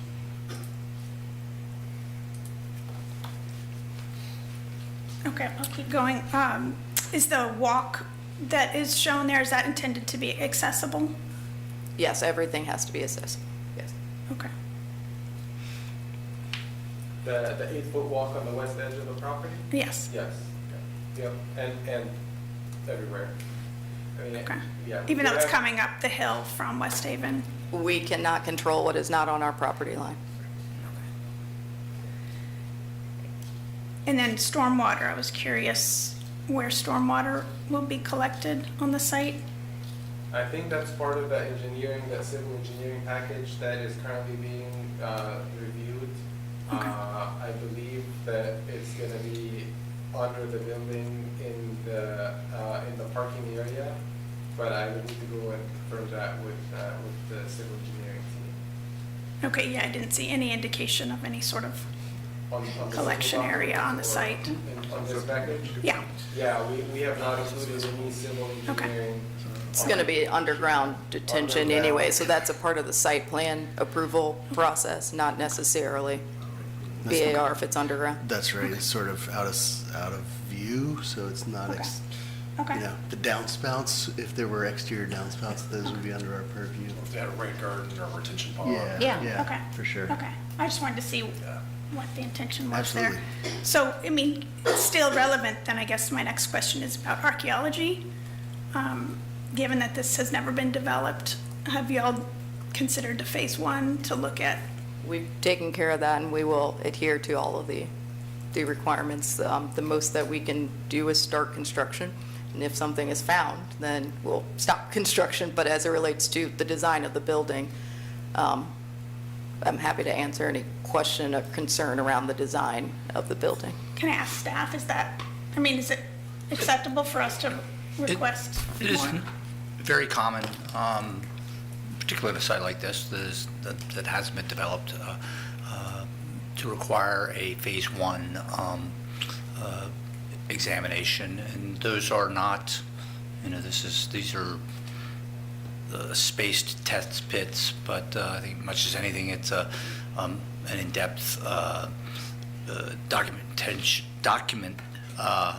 and record evaluation by an archaeologist, but if they deem necessary to do any sort of test pits, they might, but it is not, does not become an archaeological site, and we don't, unlike where we had at the court's expansion project, where we had documentation of burials.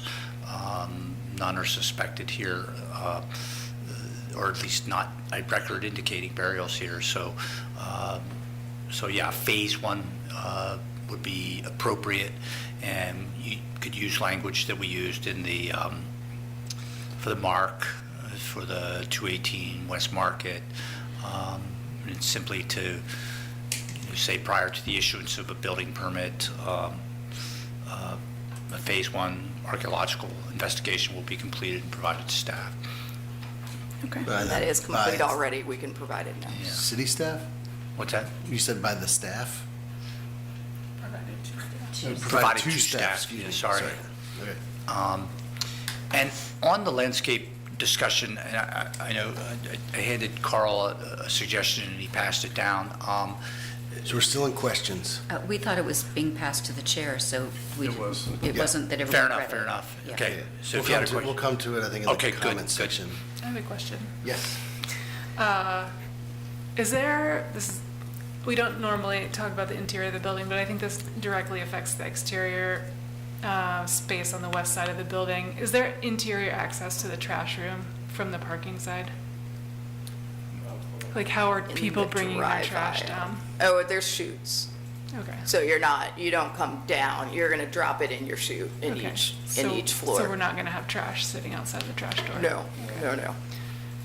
And that will have like weekly pickup from the truck, probably, I mean, we don't know this. Yeah, don't know that Yeah, yet. yeah. I think that's to be worked through with the city. We have started those discussions. Weekly would be the minimum Minimum. pickup. Yeah, so the doors that we're gonna have in the termination room at the ground level in the trash room is gonna be an overhead door, so that when the bins are getting emptied, they're pulled out and put back in when that overhead door closes. Usually we'd have like a regular man door in there as well, just because the maintenance wouldn't wanna open the overhead door every time just to get in and out of the room, but those would be possibly, that could be designed to be facing the parking. We've shown one door currently, kind of in that design that we've done with the pilasters and the brick detailing. There's one door there, but we've got flexibility there in terms of how we maneuver these bins and the chute and all that to make it work. Okay. I wanted to get back to the solar study and the shade analysis, where you have shown the noon. I think it would be helpful to show 9 a.m.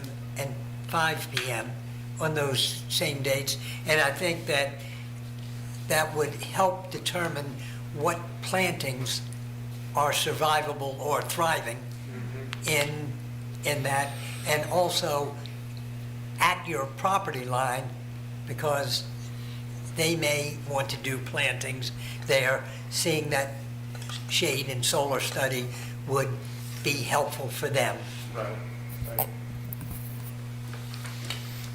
I think that's a good point. And follow up with that, I was just curious about the trees that were shown and the shrubs. Were those selected by, what was the selection process for those? Were they done by your group, or was Water Street involved? You mentioned Water Street having been involved in some of the planning at some point.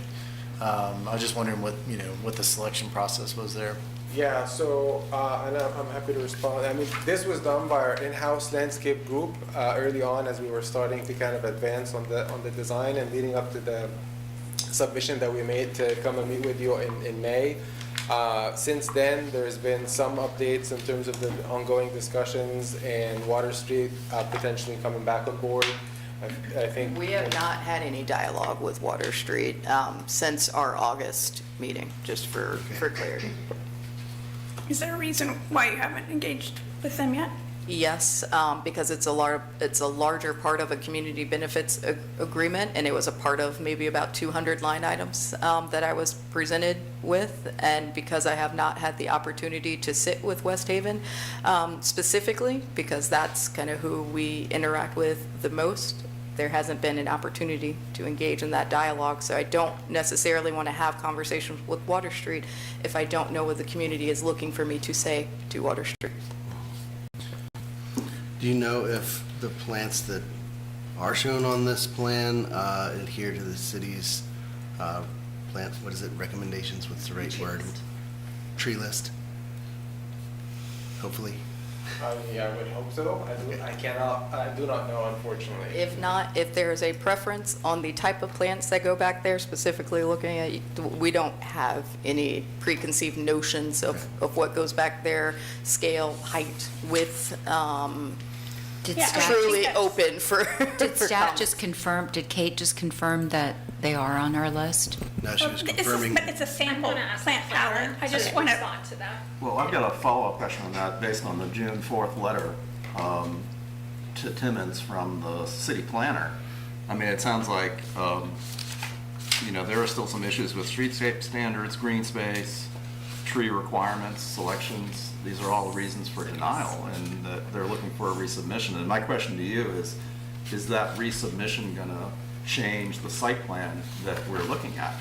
Because, again, we're only able to comment or vote on what we see tonight. Jeff, do you want to speak to that? Yeah, it's what I said earlier. It's, this is the rolling of the dice, if you will. The applicant, if something changes, something substantive, significant, then we have to weigh whether or not, if that's necessary to get an approved site plan. And that's why I made the note, I'm digging for my staff report. So basically, this would just come back to us. Well, it's possible, and that's, I said, it's a, again, to make clear that a development plan is not the equivalent of a site plan, and so acknowledge that up front, and that if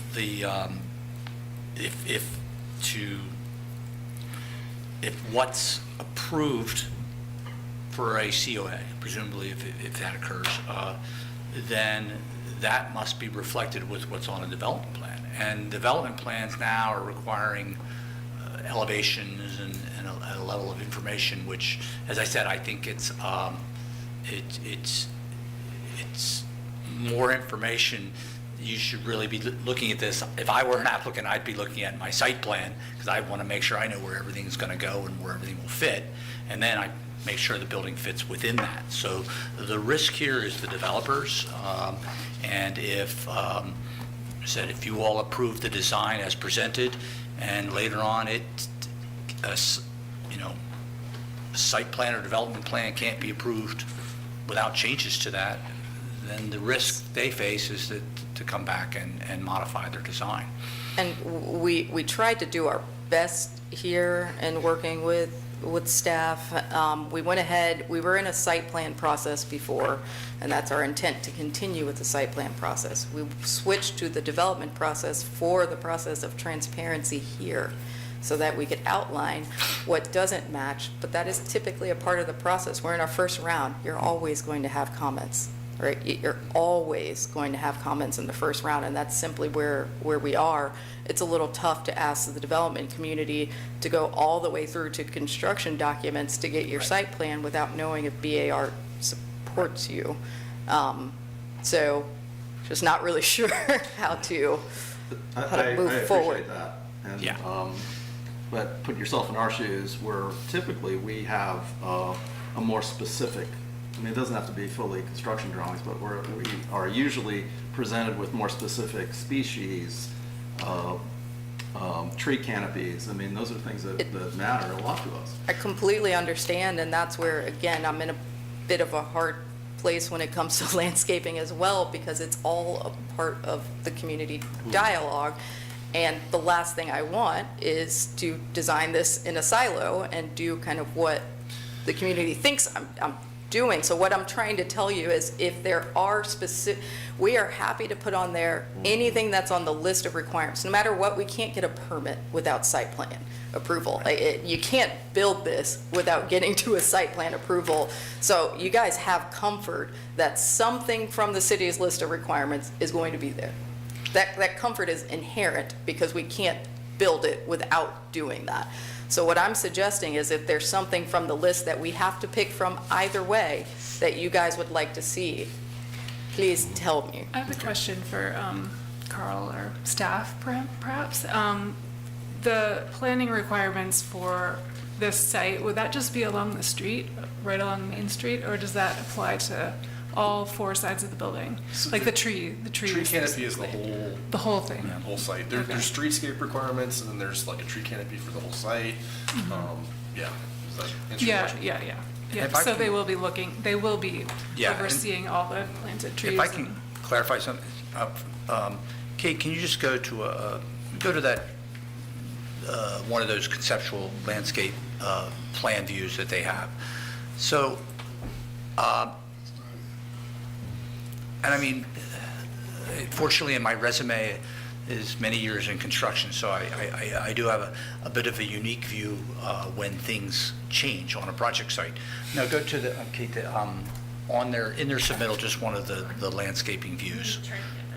Yeah, and so what I want to make clear to everyone, and not only to you all and the applicant, but to the public record, because it has happened where buildings get tweaked. There's a where there's a door might become a window, or where there's a window might have to be shifted because a mechanical room wall has to be built. So if at some point in the future, they come back and say, these transformers or whatever they are over here, or, this wall is, this little inset isn't there, this wall continues, I'm probably going to work with them on that. I don't sit down and say, no, you said this thing was going to be working and not. You said this thing's going to be 12 feet 6 inches, it better be 12 feet 6 inches and not 12 feet 8 inches. You all are looking at this at a step back level from construction drawings, as you've said. And when projects of this scale, when they go in and said, figure out where the transformers are going to go, figure out where the mechanical system's going to go, things move around a little bit, and I allow myself the freedom to work with the applicant.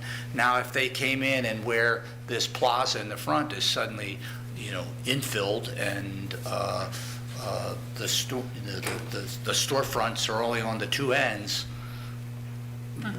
we're going to come have a conversation. So I just want to make that clear to everyone out there, that when we talk about what tweaks may occur, tweaks happen. A landscape plan is required for the site plan, and certainly a more robust landscape plan than what you're seeing here, something that's detailed, something that meets the tree canopy requirements. With our new ordinance, there's a lot more specificity in that they have to meet. So that's why I say I'm okay with this, because I know, for example, the lighting is addressed in our code. They can't put bright lights with a lot of glare, and I put in some conditions that address the parking lot. An option, and James, if I'm jumping ahead on my question, but as far as the landscape goes, if absolutely necessary, I could omit the landscaping from this COA. It's very different from I know we don't do incremental COAs, and that means we don't say, oh, I like the height, massing, and scale. We approve it, come back later with the design. The landscape, and what I'm speaking in terms of is the plantings, is a distinct piece that's separable from the design of this building. And we want clarification on what is planted, particularly on that north boundary.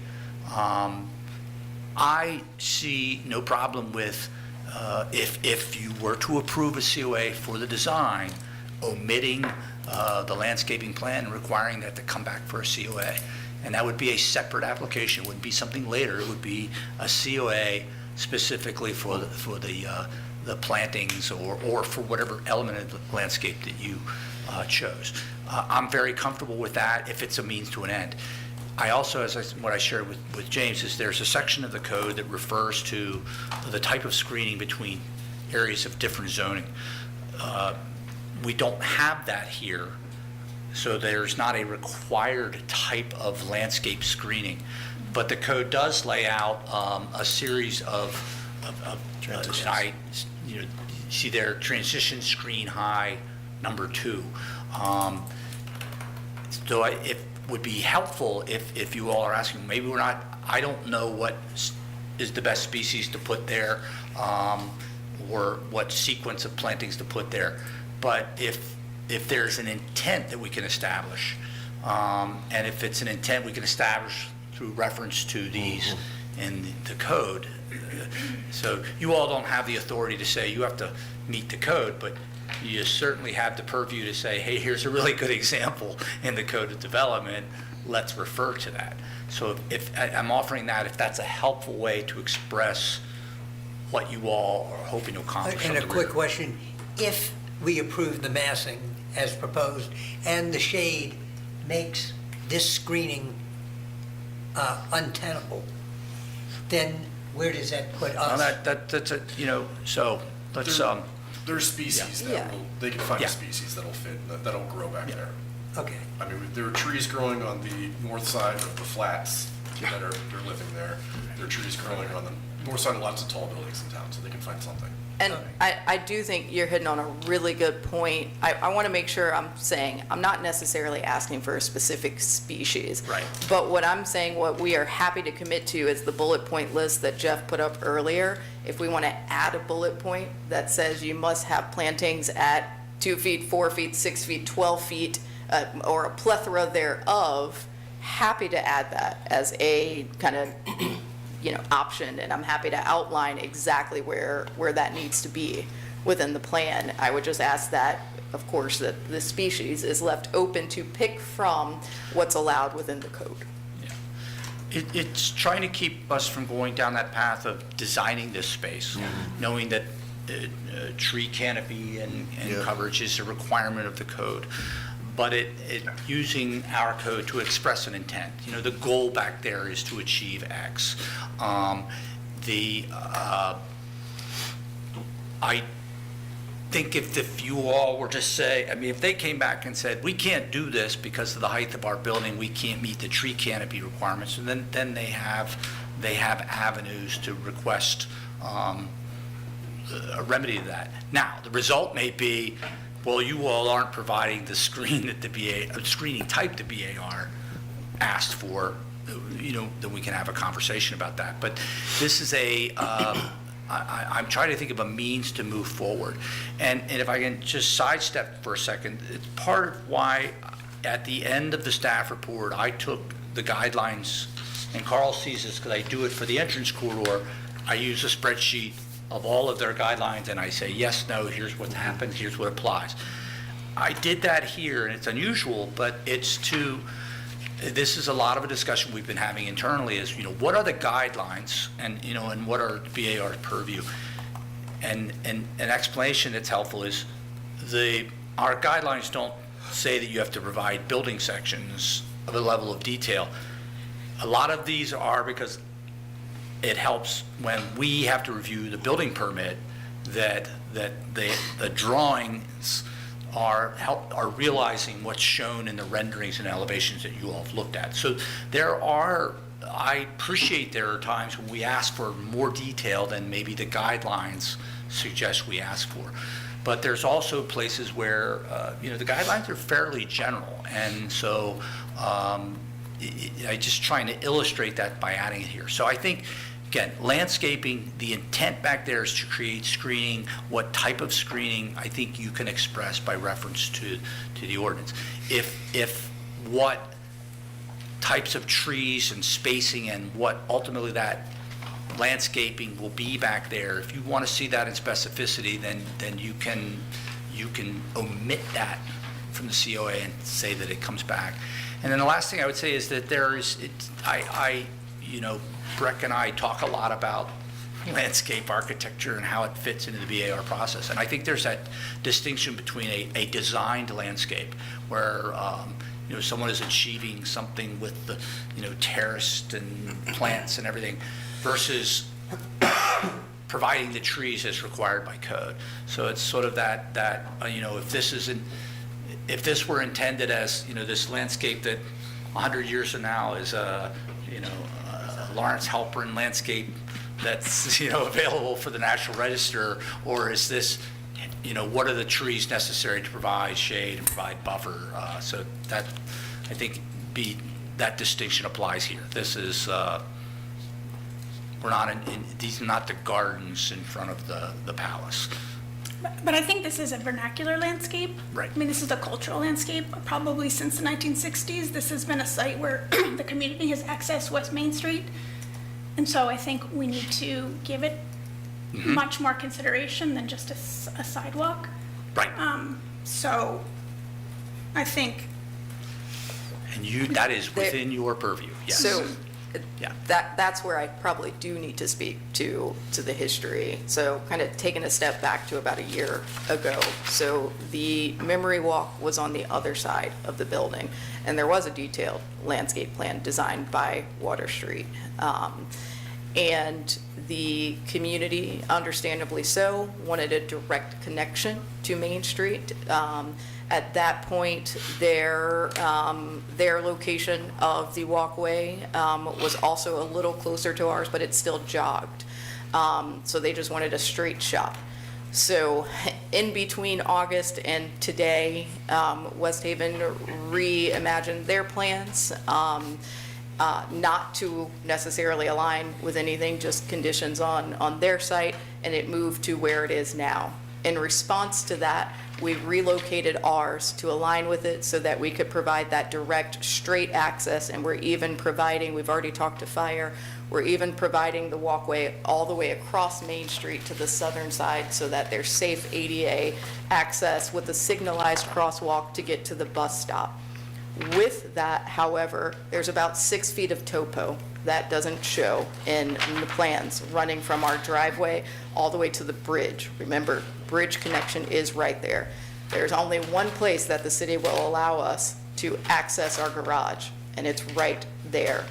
So if we want the direct connection to align with West Haven per the community, not us, per the community, then how do you fit all of that within there? So there are a lot of layers Right, to this. totally. It's not meant to be an 8-foot sidewalk, and that's why we're trying to figure out ways to wrap it all. The intent is that it wraps all the way around the building, right? And the reason that we can't get to specificity on the landscape plans is because, again, the West Haven plans show improvements on our property line, and we want to be able to do that. That's the right thing to do. We want that connection to happen. And I know we're focused on the historic district here, not the relation to West Haven, right? That needs to be remembered, right? But the intent is that it's wrapping all the way around, so we can't get into specificity of the landscaping without having that community meeting, which again was attempted to have twice by the time we got here. Those meetings are bi-weekly. An attempt was made at each meeting. Right, and I appreciate that. Now, So- I just want to say, I mean, I totally understand what you're saying. I just want to go on record that this is not just a planting plan. We're not just looking at, And we're not suggesting that. right. I'm talking amongst ourselves. Like, this is a really important connection for the community that has been there as long as West Haven has been there, and I just want. There's not a I'm not dedicated, saying- it's a parking lot specific right now. connection. I'm just saying there is a connection to West Main Street from West Haven, and I just want us to, I want to be able to like really know. There's no connection. I want to make sure that's clear. There is no connection right now. There's people that walk. But there is no connection. You are I'm walking talking up about a vernacular, like there's an experiential connection that people make a walk, they walk from West Haven. I see the I've seen the paths, I've seen people Understood. walking. Understood. So I'm not talking about a design, I'm talking about a vernacular, a cultural landscape that exists. So I think we just need to really be thoughtful about. And we're what it trying to be looks very like. thoughtful and inclusive. So I think what, like we talked about earlier, that level of community involvement hasn't happened yet for whatever reasons, and so that flushed out full design isn't what we're looking at tonight. Right. So we either, we're gonna have to grapple with that in a few minutes. I think I wanna recognize that we're still in our questions phase. Yep. So if we can table that for a little bit, and then we'll come back to it, I think that'd be helpful. Let's talk about any other questions on, we've talked landscape, we've talked windows, details, questions I've got from some the BAR. Sorry? I have some questions. Yeah. No, I mean, what topic do you want to go to next? Does it have to be a topic, or can we? I just feel like it's been helpful for our note taking, for my note taking, Okay, and well, whatnot, to try and talk in like brick, hardy plank. Like, what do you want to go to next? I want to go to, well. And we're still in questions. Okay, so I'll start simple. Okay. Let's do materials. We'll talk about fiber cement. There you go. Thank you. So you're gonna use the James Hardy with the finish that comes with it. Is that the plan? That is the intent. In some markets, we found that painting the hardy is kind of the way that it's done in these specific markets. Our preference is always to find a color. If it works with the palette, they have limited colors, but if it has expanded over the years, our preference is to find something that is that comes in pre-finished and it installs. It gets touched up as need be, but that tends to actually age better than the paint on-site product. And I think this is me just CYA or whatever, but covering my own ass. But sorry. You're gonna use the smooth finish, not the wood grain. That's correct. Okay. All right. That was my question on Hardy panel. Are there other questions on Hardy panel before I go? Other questions I want to ask? And those are the proposed colors? Yeah, do you guys want to see these again? I can pass it back down with the brick as well. Those are four colors in here. We only have 3 on the building as it stands currently. So we have the light, the white, and the dark. These are kind of the accents. And I think the lighter of the 2 grays is what we would use as the mid gray.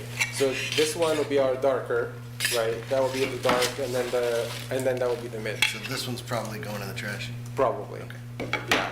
I think those two are pretty similar. Yes. One's a little gray, one's a little green, but we get it. There's a dark, there's a light gray, and a white. That's right. And I can.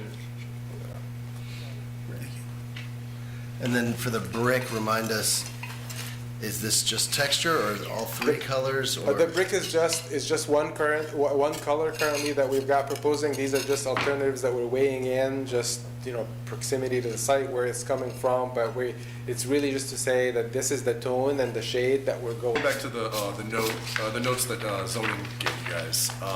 There are some modifications, variances, and waivers that they are expecting you guys to address, and these are not gotcha questions. These are more of just me trying to understand the building better.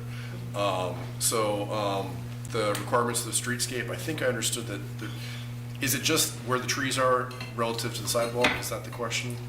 And do you guys, have you narrowed in on, like in our packet, we're seeing the trees against the street. But I think there's a screenshot somewhere in here of a site plan that shows the sidewalk between the trees and the street. Which ways are you expecting? That's correct. That has to go with the topo. The topo that we're working with. We're trying to get that plaza obviously as leveled as it can be against the building. Provide these entry points as much as we can.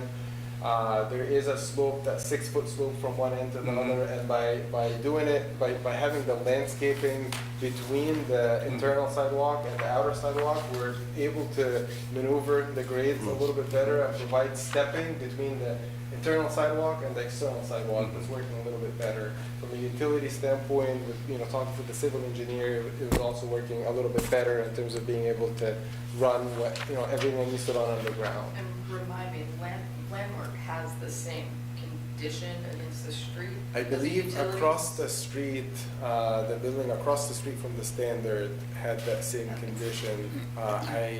It could be that the Standard has the same outside. And I believe there was also some utility benefit to it in terms of where the trees are gonna go relative to utility lines. Okay. Yeah. All right, well, I will, We're gonna share our plan, just to make sure we're saying the same thing. okay. Because it looks like the rendering, or the rendered site plan that you gave us, looks like you have a, Biddle that is under Okay. review currently has adjusted that to do exactly what they've done at the flats. so what we're voting on tonight would be those trees are moving inward, is what you're telling me. That's correct. Okay. Is everybody following? So not what was submitted. Correct. So they're moving toward the property line? Yes, Moving there's towards the a, building. It's Morning, what's shown moving in towards the building. In the package. in that- the staff report part of the Staff packet. report, there's a different plan. I think than in the what they- variance package, that was and submitted. the same concern that No, jump in. I was gonna say, this may be a timing issue, because we're moving, trying to get the development plans kind of reviewed at the same time, because I didn't even realize. So apologies that this is not showing. And I'm just being extra OCD. Yeah, about I just completely making sure when agree. we make a vote tonight, we know what we're. Completely voting on. agree.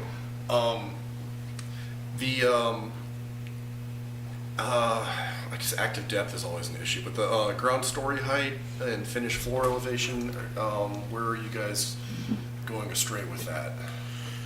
Where we have the, I'll go back to the plans on that one. Where we have the, where we're not meeting the active height, it's where we have the amenities stacked. So where we've got the lobby, where we have this double height space, Mm-hmm. this plan to the next plan, we don't have issues there. As soon as we get into the amenities, because of the way the sidewalk is working, we're actually kind of depressed. Once we get past the steps, the finished floor inside the building is lower than the plaza. And so we've got another level above that, and so we, if we're measuring from street level, that next amenity level up comes in quicker, and we don't have. It's halfway in between, so you still see it, it just doesn't come all the way to the window line to count. So you still see that second, like mezzanine level up there, so you still have the activity, just doesn't come all the way to that band Right. that we were Okay. talking about. So from the pedestrian experience, we're still seeing kind of double height spaces. It's all active Absolutely. use. Okay. Active use, yeah, it's just 2 floors instead of 1 tall floor. Okay, and I understand the setback and the entrances. I think that'll, I get why that's an issue. It's been Okay. extended here to accommodate the plaza. And the intent of the plaza is to serve as an extension of the Memorial Walk, not a plaza for our residents per se. It's because I actually felt the same way in terms of having this memory walk to the left, that I wanted to bring it to the front of the building to make sure it was at the forefront. So the intent is that you have your art there, you have your signage, and that it's celebrated front and center. That's why that's there. Any other questions on zoning? Because I pick your little questions. So just to clarify, I was trying to find in the staff report where the image was that somebody referenced, like, the trees along the street edge go away? No, they move. They shift. They shift towards the steps. The building? Shift So it'll be north. sidewalk, street trees, steps down, and then plaza. So if you look at this right here, Mohammed, tell me if I'm wrong, the rectangles or squares down at the bottom, those go away, and there's already planters in the planting boxes there. Now they have to meet city requirements, right? Right. But that's the Trees idea. shift up, and then you've got the sidewalk against the curb, and then you've got the landscaping strip with the steps that connect between the 2 sidewalks, and then you've got the plaza. It's It's page on page 93. 93. Yeah, thank you. 93, PDF. PDF 93. But from a variance perspective, if that's not approved, then this is the plan we have to build. Is that right? That's correct. There we go. So you're kind of looking at it both ways. If we don't get approval for the variance, this is what gets built. If we do get approval from the variance during the site plan process, the rectangles at the bottoms go away. Is this buildable? With the landscape against the curb? Yeah. Are we gonna run It's into kind of like a a gas civil, line or it's something? kind of a civil question on whether or not, like, yes, as shown, you'd run into utilities, but we'd have to look into utility reroutes, like, it's because of the slopes.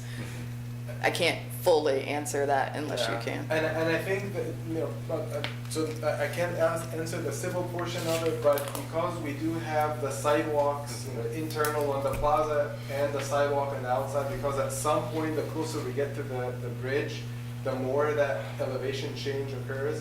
If we have them right against each other, it makes that connection between the two a little bit more difficult, and so you would have to work your way to the southwest corner to get closer to being leveled, and so separating them allows that landscape buffer to function as that zone that we can use to step up and down between the two sidewalks. So it improves the connection between the outer sidewalk and the plaza by having the landscape zone in there to be able to grade it a little bit differently and give us enough room to be able to step between the two when we need more than a couple of steps. By the time we get to the front door on the southwest corner, we're fairly close to, the sidewalks are fairly close to being leveled. It's the bridge side, now we've actually improved the condition with the plaza stepping up the way it is, but there's still grade differences to be worked out between the plaza and the sidewalk. Because the sidewalk has to be maintained as an accessible connection all along the frontage. So we really have to, and the street elevation is not changing, so we don't have any control over what grades that's gonna be. And so the landscape buffer in between, I'm sorry, I'm talking a lot, but that gives us that ability to step up and down. So there's still a step here. I think at that point, it ends up being nothing. Because why I asked is, to your point of accessibility, I think it's important to have these grades the same. Absolutely, and that's the goal. So that folks can get into the plaza, basically, if they have accessible needs. That's correct. So that end by the front door is gonna be leveled, and civil is working the grades for that to be leveled, and then beyond that, they'll start with a couple of steps, and then, up to like 4 or 5 at the most, height difference. But because the street sidewalk maintains its grade, then you don't need to add in additional ADA requirements, like you don't need a ramp at this step here? That's correct. Okay. That's correct, yeah. Because we have guardrails at the bridge, there's no connection to that sidewalk anyway, the elevation is different, and so that's how we're kind of working the accessible means by having that zone in the middle to warp it and ramp it if need be. Okay, thank you. Okay, get you some nitpickier questions? Sure thing. Sorry. Parking screens. So the north side on the elevation, it looks like I was expecting to see screens. It says textured brick. I think I read that correctly. Is that correct? It's just wall off? We've actually made that change between the presentation in May and this one. Part of that is there was some feedback, some comments about thinking through how are we screening the lights from the parking from bleeding outside, what happens to headlights, and based on the redesign over the last few months, we have lost our ability to do natural ventilation anyways, and so we were not needing these openings to be able to get ventilation in the deck, so we figured if that's an issue and there's a concern there, and we understand that it's going to be residential on the north side of us, we've decided to take out the openings, and instead we didn't want to have a flat brick wall, so we've kind of used that same patterning to just create textured brick or just kind of a different running bond. Okay. A different bond. Well, that makes that easy. And I guess you've got a metal parking screen example that just looks like it's a wire grid. Is that what? That's right. And that would be on the east side? It's a mesh only on the east side. That's correct. Okay. Isn't really facing anything. Okay.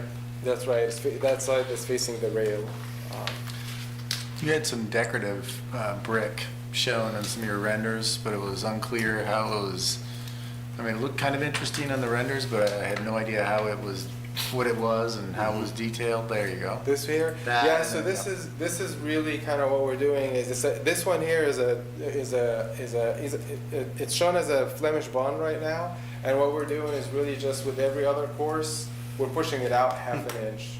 So it creates that texture that that you're seeing in the screen. It's not a lot of depth, but it's enough for when the sun hits it, it kind of creates that shadow effect, and it just elevates it a little bit more beyond just the typical flat running bond. Part of that is we don't have glazing on this side, and this is the memory walk, and we wanted to kind of celebrate it. We're forced into having to put some of the utilities there because it's the only way we can get vehicular access to them, and so this was kind of a way to elevate the design along that base, along that west base of the building. So you also have some rustication, or there you go, thanks. So that's on the, So this is looking south, on the right side there is the west, so that basically the memory lane is on the right side of this image. okay, so that's, okay. You have a And then it's also- trellis in your plan, but I don't see it there. Because we're standing in front of it. And this is not meant to, this is more, there was a specific request at the last meeting to focus on enhancements to the elevation, so this image is just meant Yeah. to focus on the enhancements to that elevation, but you're also standing in front Yeah, of the trellis. in all honesty, even the patterning on the floor, on the ground, is not really matching up. Like I would reference this just for the purpose of some of the detailing on the facade So for the vertical brick striping, I guess, on the upper floors, over here. yep, is that the same approach with that? Same the approach. Flemish A little bond more sort of, same or approach, just? a little more subtle. So in a couple of areas along the perimeter, this being one where the unit layouts are coming together, we're gonna have bathrooms along the edge, and so we don't have the ability to put Right. windows. And so we're coming in, and this would be kind of part of the typical running bond that we're doing. We'll take a zone in there, and we'll start to kind of inset at like a half-inch inset portion of it, just to create a little bit of texturing on the You've got some facade. along West Main as well, I That's think, correct. at least in one spot? Currently on West Main, it is one spot. So it's like these residential wings that kind of project out. Just the design of the units at the end of that wing tend to put bathrooms against a center demising wall. And so instead of it being kind of a flat wall, we're just coming in. We wouldn't change the bond, we wouldn't change the brick bond or anything. We would just come in and start to kind of inset in and out, just to create a little bit of shadow and some detail. Okay. Is it, I mean, it looked like you had just Flemish bond and the other picture. What is creating the vertical there and what's creating the horizontal? I think this is just the pattern in this rendering kind of ended up. Yeah, I'm gonna go back to the. It's just meant to, oh, I see, you got the corbel up top. Oh yeah, we have the corbel up top, but this graphic here shows a lot better kind of what we're proposing, and that wraps the corner on the north end as well.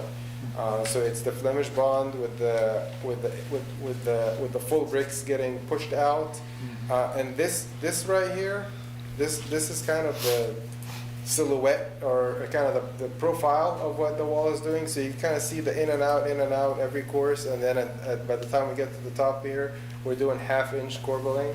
So it's just a brick supporting itself, and then horizontally we've got these projecting pilasters that come out 12 inches.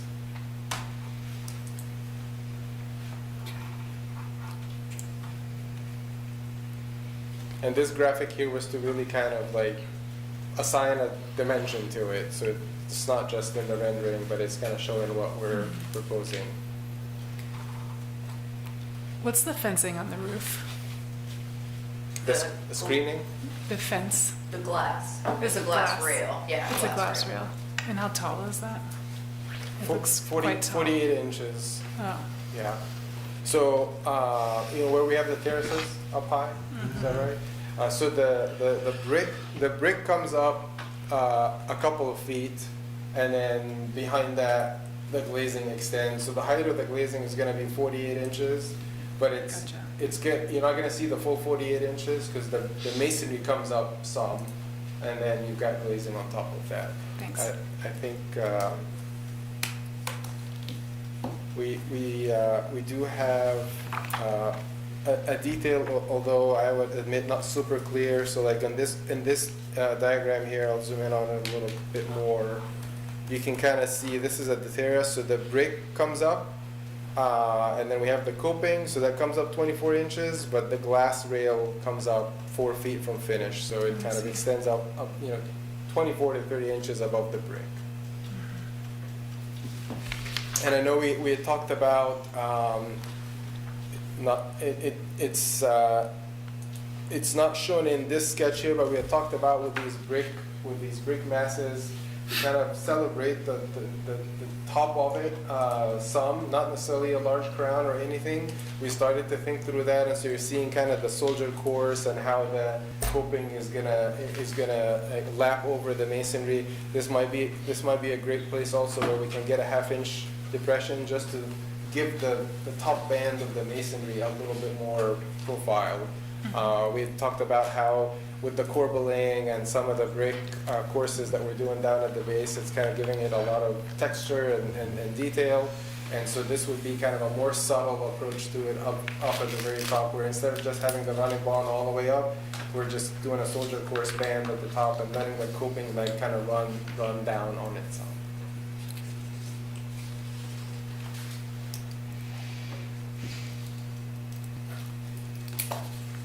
Any other questions from the BAR? Just following our procedures. I have another question, Okay. sorry. No, that's fine.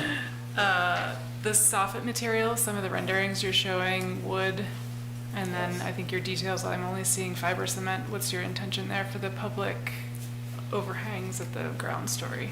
For the public overhangs at the front, Yeah. like where we have this main entry along West Main, it's gonna be wood, Okay. or the wood look and texture. It's not gonna be a wood product. We use metal that's got that wood texture. Just it's very durable. It lasts a long time. Beyond these main prominent entries, where we have the building overhanging on the east and the west, that would be a cementitious product. Thank you. So seeing this image actually brings me up a question. Are you all having plantings on the top of the corbelling? If it was up to my design team internally, yes, if they're watching. They sprinkled them in there? That is actually something that would be desired internally. Okay. Whether or not that depth can support it, Gotcha. questionable.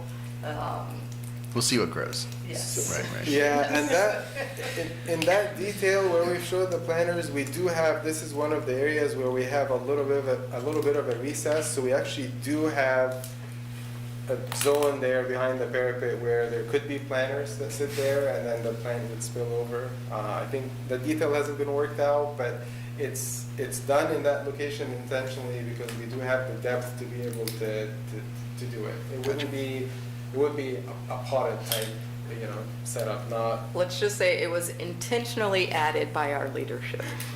Okay. Doesn't look like you can get to it, though. That's the other trick, than, is how do you water it and Yeah. maintain it? You might have to do can you do irrigation Yeah, up there? you would irrigate, Gotcha. irrigation. And it's not. It's up to us to figure out. Yeah, and it's not very high from a maintenance standpoint. I think you would get to it with a ladder when you need to get to it, but you would probably have irrigation.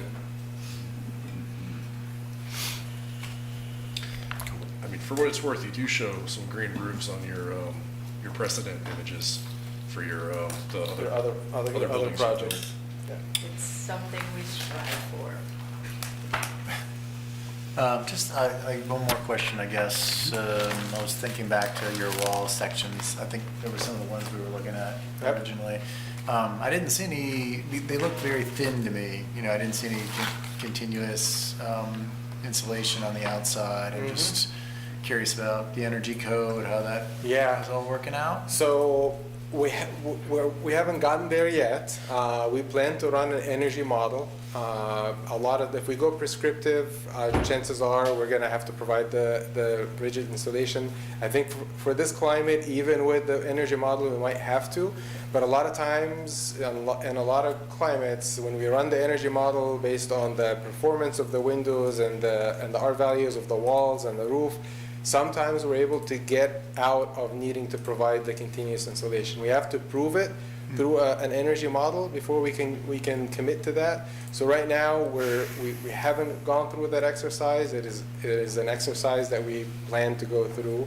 If we need the energy model to comply with the energy code requirements, certainly it's going to be included in there. And all of these profiles, the Easy Trim reveals that I've passed around, those are not, they come in different depths. I think there's a little brochure that comes with it. It kind of shows all the dimensions. They come in all dimensions. So if you have to do rigid insulation, we just different profiles, and it works with up to, like, I believe 3 inches or 3.5 inches. With your cement panels? With rigid insulation behind the fiber cement, if we have to do it. So it's a fiber cement. That was my next question, is if you have to use that, then it's a fiber cement. Yeah. It's Z channels attached directly to the sheathing that are as deep as the rigid insulation needs to be, and then the fiber cement gets installed directly into that Z channel. Why not just use EFIS?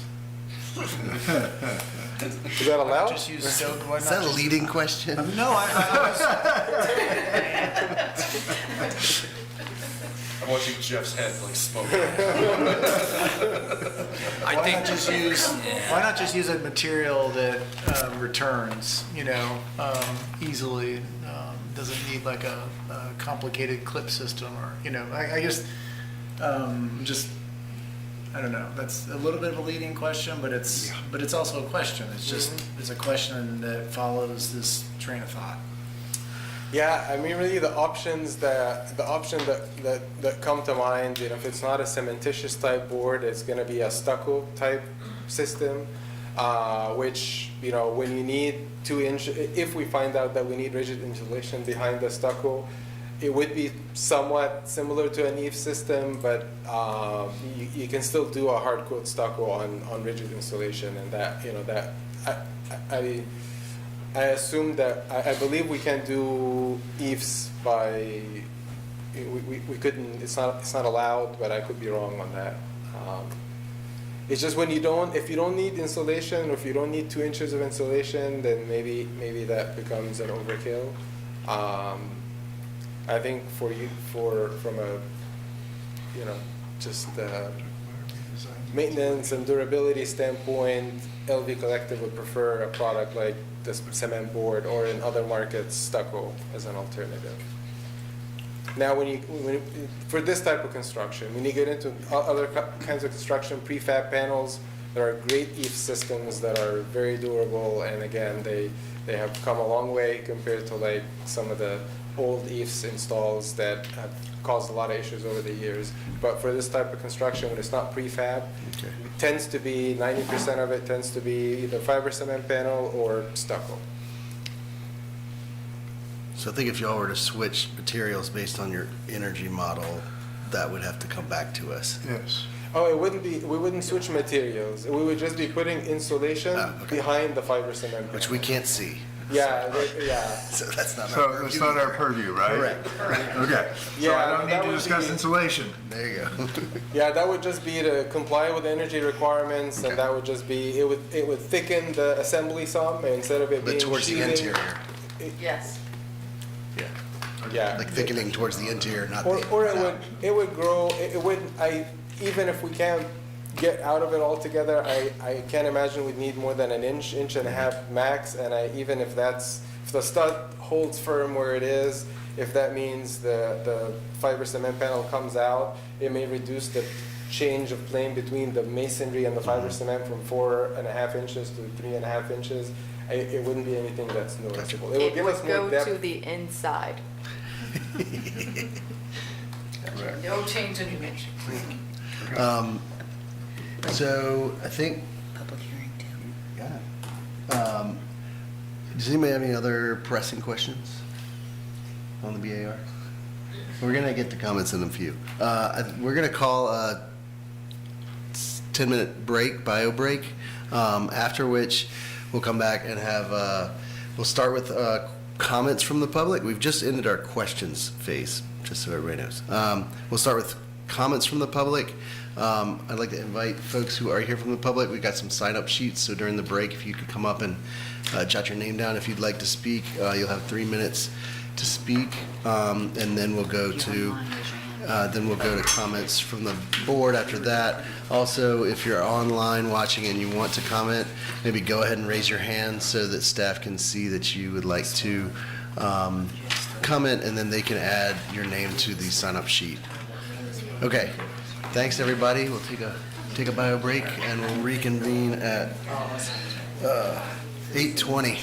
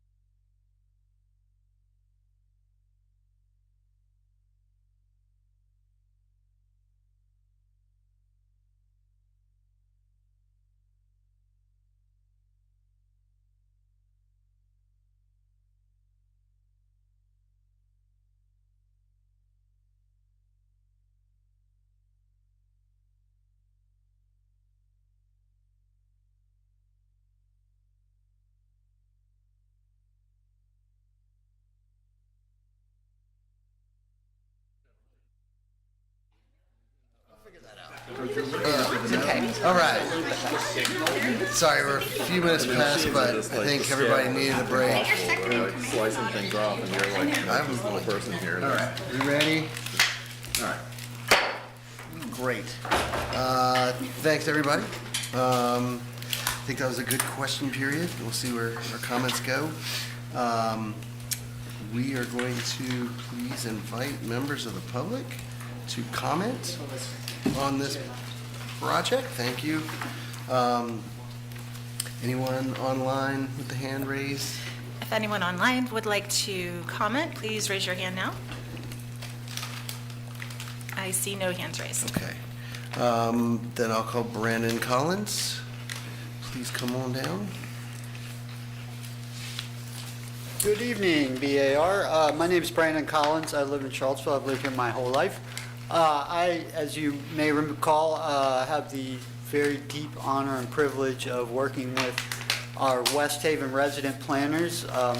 They're coming up on 4 years of planning of their newly redeveloped community. There's a lot to say based on the discussion. I'm going to try to stick to design, but I think overall, our ask is to defer this. I know it's not necessarily your concern that an agreement hasn't fully been fleshed out between the community and LV, but that agreement is going to determine sort of the parameters for which resident planners can chime in on the design, right? And it's not just the so-called memory walk, which is really a connection to West Main Street. We want to incorporate memory into that, and certainly some of that will have an impact visually on the broader community. But there are other aspects about the building, particularly the facades on all four sides, that our residents are going to want to have some say in what that looks like. Particularly the north side, the colors, the materials, certainly the plantings. We had a recent discussion with residents about plantings back there.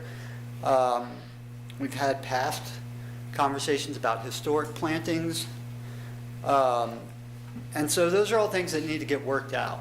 And I don't think the BAR really should move forward with an approval right this second without having the answers to some of those questions, particularly the west side facade. When we're talking about potentially having banners hanging down, that facade's going to interact with our connection to West Main Street and the Memory Walk. The color, the feel of that, how can we create an openness there? How do we deal with the turning into the parking there, that black hole that's basically there for parking? Those are all things that are visible from the public, from West Main.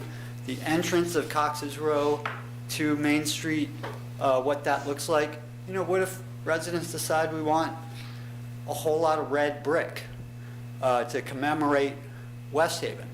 Don't necessarily want it in our West Haven redevelopment, but we might want to have that as some kind of incorporated memory, right? And that's something that I think is within the BAR's purview to consider. There's a lot more reason to defer. At the bottom line, residents still, the whole thing from the get-go is an eyesore, which is why we need an agreement and some parameters. And we're this close. So our residents have tried to discuss certain aspects and just can't until they know what they're working with once there's an agreement with LV. I think we're close, but I do think the design changes that will happen as a result will impact this project a lot, and you're not ready to see those. That's kind of our problem, not yours. Your problem is what this thing is going to look like, and right now you're not really going to know what it looks like. So that's all I have. Great. Thank you, Mr. Collins. Appreciate that. All right. And then Ms. Dreyfus.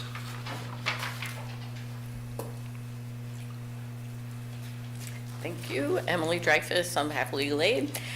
And I want to roll back my communication about conversations with the community, because I talked with Brittany during the break, and she tried hard, apparently, to get to a resident planners meeting.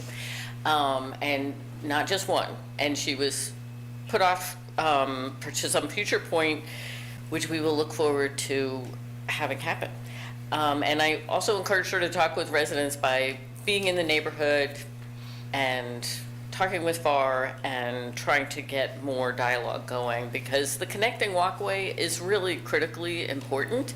I think if you could please delay approving this for both the reasons of the connecting walkway and the landscaping, it will really help to keep you all involved and have the residents' quality of life have this body as a checkpoint. And if you can't do that, if you don't feel like that's possible for you, then I think omitting the landscaping and omitting the walkway to come back at a future point. I really hope that you don't completely drop your role with the walkway.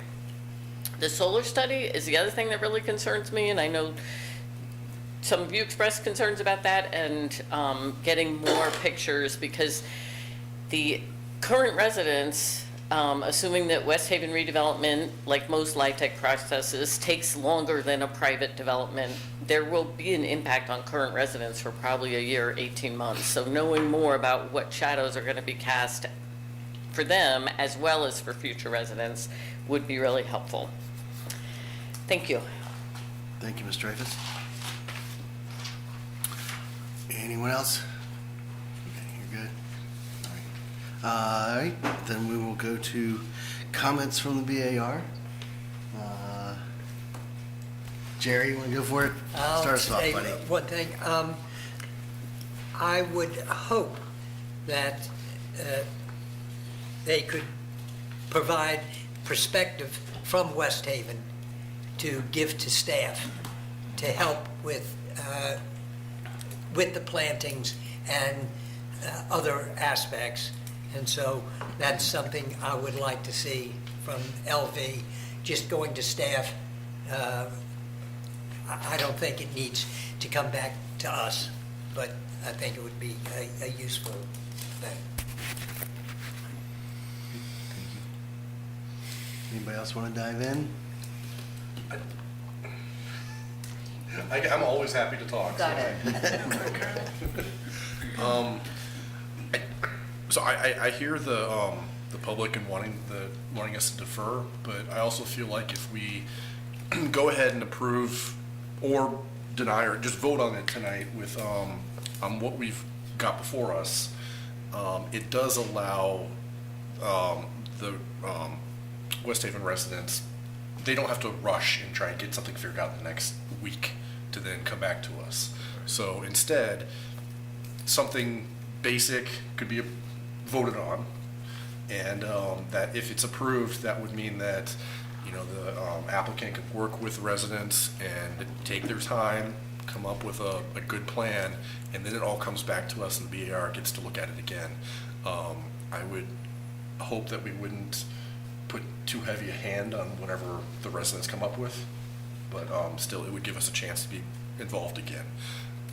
So I think we spent an hour and some odd amount of time asking questions. I'm feeling more comfortable with what we've got in front of us as being a complete application. So I would be in favor of having a vote tonight. Some conditions I would put on there, I think as far as the hopefully soon-to-be memory walk, that area, I think we approved the sidewalk and the driveway and the pedestrian lighting that shows up on the plan. But the bollards and the catenary lights, all that, I think just we assume it's not there, and when it's added later, it comes back to us.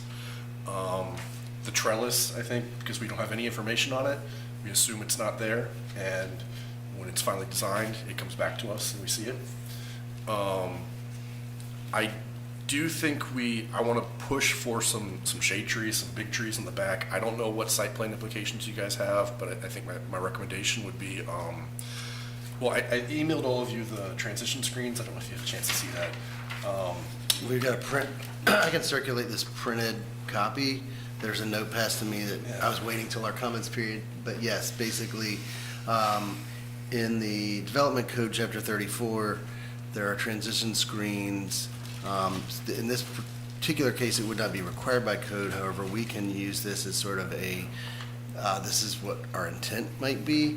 And so, and it was shown on the screen earlier this evening, the potentially transition screen high -2 is sort of the, I guess, the tallest and deepest of a transition planting plan, which provides for tall trees and larger shrubs, a 20-foot depth minimum, et cetera. So like, I would be okay with a moderate two. The moderate Because two. what that gives you is 2 large trees per 50 feet, so 1 large tree every 25 feet, Okay. an evergreen tree every 25 feet, and then 5 shrubs, which I think spaced out kind of matches a little bit what their site plan was showing. Okay.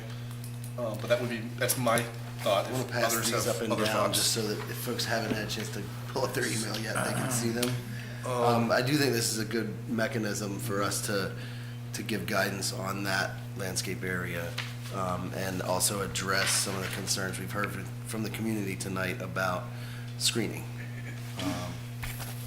Keep going, Carl. Carl, can I interrupt? I want to make a clarification that, so everyone, again, you all, folks here, folks listening, understand. So when I was referring to the landscaping plan and omitting that if necessary, again, I'm not talking about a community design memory walk. I'm talking about the trees at that back, or the tree selection or shrub selections. I know, I'm sorry, not allowed to say shrubs, plant selections. I'm not suggesting that it's up to LV Collective if they want to engage and talk about what kind of plants to put at the back. But I'm just simply saying that if we can't decide the spacing of the trees or what type of trees or, which screening, variation I will be think we'd used. have a condition on That's there, what they certainly need to be native species and selected from the city's approved. So just make sure I'm really clear, when I say landscaping plan, I'm not talking about. I'm not talking hardscape. Yeah. And I don't want to, there's some parts of it I think I'd like to get baked into the approval, just in case. Gotcha. If it gets built, we need to have something there. Gotcha. Yeah, And I don't that's want what, to make sure that happens, right. Like the Doyle Hotel drives me nuts every time I walk by there. But wouldn't we be able to just require them to come back with a landscaping plan to be required as part of the condition here, as opposed to specifying any screening or anything like that? My preference is not to, but we can do that if others want to. My preference would be for it to come back fully. I think landscape is much more than just plants. I think there's visual connection, there's spatial character, there's circulation. I think there's just defining, number of plants within a certain area just feels very limiting. I also don't think we got enough information about the memory walk, about the bollards, about the easement that goes around to the cell tower. I know it sounds extreme because we've been working on this, and I think there's a lot of support for this application. I would propose that we approve everything except for the memory walk, a landscape plan, a hardscape plan, even details in the plaza you were basically calling out verbally that were different than what was submitted. I'm not criticizing, I'm just saying, but it all is connected, in some way. The memory walk presentation, for lack of a better word, apron at the street front at West Main, connects, the materials will continue and be the same as used in the memory walk itself, and maybe the pedestrian walk will be contrasting, and then the easement will also need to be connected, and landscaping the back and probably even around, I guess, the east side. I mean, I just see it as one continuum of things where I don't know how we can approve one of those elements tonight, just kind of bifurcating it. So I would advocate, and just it would be a separate CO later, and certainly maybe at the, if there, I think that would give the applicant options. If the planning of the memory walk didn't didn't go forward quickly and it needs to take more time, for both parties, you could come back and give us some landscape and hardscape, and, that could be a separate CO. But I think those are the only, it's just really hard for us to approve something and say, well, we're just kind of approving a blank slate, or we're approving the bare minimum, or what the zoning code currently may require. That's not the best job that we can do. And we've got some real expertise on this board that I think could, with more discussion and more time, could really refine those elements. So I interrupt again. So the development plan does include a landscape plan. So I can't sign off on the development plan if there's not a COA for the landscape plan. I'm just saying if it was absolute impasse, that's a means to an end. But we don't choose the development plan. We do a certificate of appropriateness. Right, and I can't put my signature on the development plan until there's an approved COA. So- There are lots of conditions on that development plan right now. So, I mean, like we said. Right, and all those curtain have to be met. I'm just saying Yeah. that to suspend a. I thought we were in a comments from, I thought we were in I'm a trying to comments help from the with your BAO. discussion, but, okay. You can agree for what it's worth, Jeff, if I can say that. I agree with everything that's being said. Okay. And we are amenable to that. I'd like to know why, from Jeff, if he personally objects to this, why we couldn't have a separate CO for the elements that I've named. Well, I did not. We've done it before, right? He suggested it to begin with. I'm not objecting to anything Okay. at all. I'm simply saying that. Only because I for a suggested. development plan review, and I know this is, so just pointing out the fact here that, if there was, you approve the COA for the building, that's fine. They know that they can move forward with that. That doesn't allow me to sign off on the development plan, which is a piece of this. So I just want to be clear about that. I'm not trying to sway. I just want to be clear about that. Jeff, so I understand, the development plan doesn't have to be finalized until they go for building permit, correct? A site plan has to be finalized, but a development plan, the way the ordinance is written, it's to create a zoning compatibility document. It's essentially a document that says this thing meets the code of development. But I guess my question is, if we take all the landscaping out of this, all the site planning, all the hardscapes, everything out of this application, and it becomes a separate COA, are we slowing them down in a way that, are we damaging the process, or is it still going to be something that? You're not damaging my process. It's just simply that I could not sign off on the development plan. My signature is necessary to say that this development plan is consistent with the COA. But sequentially, it's not going to disrupt the timing of the development of their project. Maybe Y'all the can stand applicant up would here. like to, yeah. We are switching from the development plan to the site plan anyway. So there is no development plan. We will Okay. be going for the site plan, and we do not need that until building permit, so it allows us enough time. I think this is a great in-between solution to allow for that community development and to hold LV accountable to actually get it on the plans before building permit. Thank you. That was my question. Okay. That was the biggie, so thank you, yeah. Sounds good. So with that in mind, it sounds like if we wanted to move ahead with some sort of motion or vote, then that we would essentially just be excluding the site plan. Yeah. Okay, all right. Which would include the memory walk at that point, right? The memory walk, it doesn't exist. It would, Or do we never look at the memory walk? not tonight, we didn't. You'll look at it when they come back with the. No, come back with the well, landscape. again, I'll If- refer to the staff report. If they choose to, If they choose to Yeah. include the memory walk. we will have to that's- approve a site plan, You have to do something. whatever And- that I mean, I think that's includes. a very doable Yeah. compromise. And it avoids the collision of where, again, you used to say we're approving the height, but we're not approving the design. These are separate things, and I can be, there's a reasonable approach here.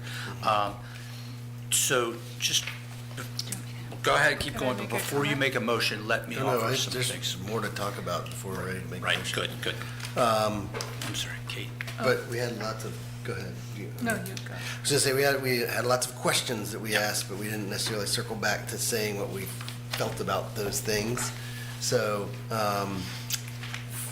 for example, the brick, in terms of our palette, I know some of y'all were looking at those. Personally, I kind of like the yellowish tone brick, just me, but, I think I want to hear what other people have to say. If y'all disagree, but, I don't know. I have no issues with the palette in general. Okay. I think I'm okay with there being some flexibility as long as it's within that range that they Okay, presented to us. maybe that's a better way. I didn't care for the butter and yellow, so we would cancel each fine. other out. Like, fine. I just don't know where, it reminds me, anyway, I don't know where else we see that color in the city of Charlottesville. It reminds me of an old federal institutional building. Sorry. Sorry. It looks DC to me. I guess I'm not hearing objections to the palette per se. Correct. I think stylistically, I like where y'all headed with the building. I really liked the articulation of some of the brickwork, especially the vertical in the field, where, like you had mentioned, where you've got restrooms or bathrooms. I think that's really helpful to kind of help give the facade some texture. It kind of, to me, there's some hints of like Art Deco detailing going on, which, I would encourage. In some of the storefront openings, you kind of had little almost curved edging at those openings. I thought that was really handsome. So I just appreciate y'all kind of adding in, sprinkling in some of those levels of details. Like we had talked about last time with the Corbel brick. You picked up on my ask a little bit for the cornice up higher by switching to the soldier course. I agree. I think if you could step it out a little bit just to give some shadow line, that'd be great. So I don't know, that's just me on brick real quick. Any other thoughts on brick or the hardy plank, fiber cement board? Now's your time. Now's your chance. I don't know so I appreciate the fact that the brick is where people are gonna see the building up close, it's brick. So I hate fiber cement. And the hardy plank stuff just really, even when it's pre-finished, we have other buildings around town where it's not just that it gets kind of wonky over time, which I think your reveal system will help with, but it does, I don't know if it collects dirt and the dirt then mildews, or if it just the material itself mildews, but I think it's the Lark, yeah, the Lark that's kind of catty corner to all this stuff on 10th Street, that siding it's got mildew all over it, and it's less than 10 years old. So, but I don't know if, I think, yeah, Jeff will explode if I start asking for EIFS or stucco or anything like that. So, yeah, I think I'm gonna back down on that, just because, again, I do appreciate the fact that you're wrapping most of the building with the brick, at least for the lower levels. So Yeah. Yeah, I'm gonna let it go. There's two elements to that I think you've got working in your favor. If you use the smooth, that holds up a lot better as far as picking up, because I've seen that too, picking up dust and mildew.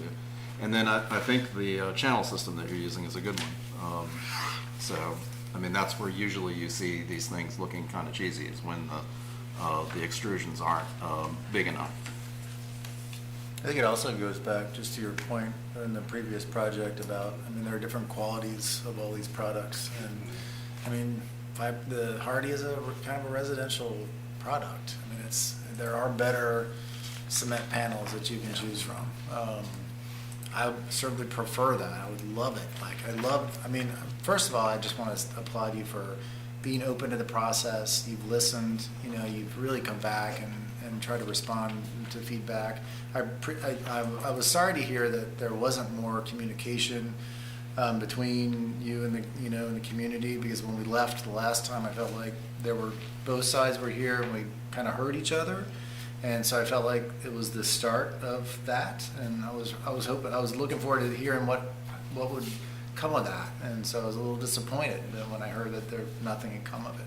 That being said, when we took our break, there was a re-engagement of communication, which was fantastic, and it sounds like there's a path forward to that. And so in a way that led to this, a willingness and what seems right from all of us to separate the landscape, to give that more of a chance to develop, so we don't have to make decisions about the landscape, or recommend a really kind of a standard and not sensitive solution, like, well, just make sure you screen it, sort of thing. That's not what we want to do here. We want this to be as rich as it can be, and that's only going to come from communicating to one another. Anyway, all that being said, that's not really our purview in a way here. We're just looking at the building now. And just getting back to the cement panel thing, I mean, I agree with Carl. I don't like it, especially on a kind of what should be a Class A building. This is our main street, and it's a piece of civic architecture. Everybody's going to see it all the time, and it's a big building, so for me, the vinyl window is an issue too. I grudgingly approved the previous one, but that was a two-story little 1950s, they needed new windows, so what are you going to do? But in this case, I wish there was a sort of a sense of appreciation of quality that would be instilled in these kinds of projects, these kind of up and very public-facing projects. That being said, again, I go back to the priority for me is the fact that you did listen and that you did provide a good amount of good material, true brick, and you've come up with some interesting detailing that I think adds to the richness of the student experience. Again, I appreciate that, and I think everybody on the board does here, because this is a process that we want to work, and we want it to work for the betterment of the community. I would say that per one of the comments on a condition, I'd like to, if we do vote on it, a condition that I would like to apply would be the sun studies, make sure that those are included in the follow-up report. I think that's an important issue that we should delve into a little bit more, and there was some more information that probably could have been looked at in that regard.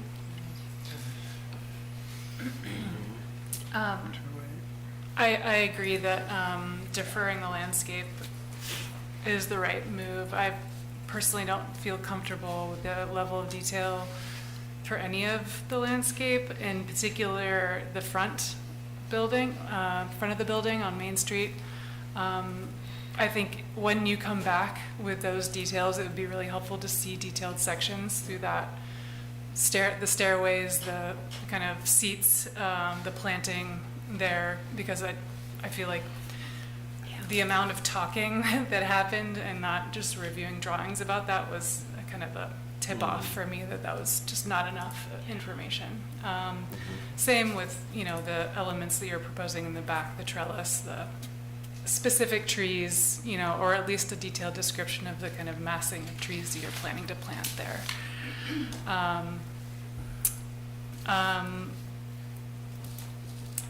The sun studies you've provided, a lot of the community members have spoken about that already, but it's hard to read those, especially because of the slope behind the building.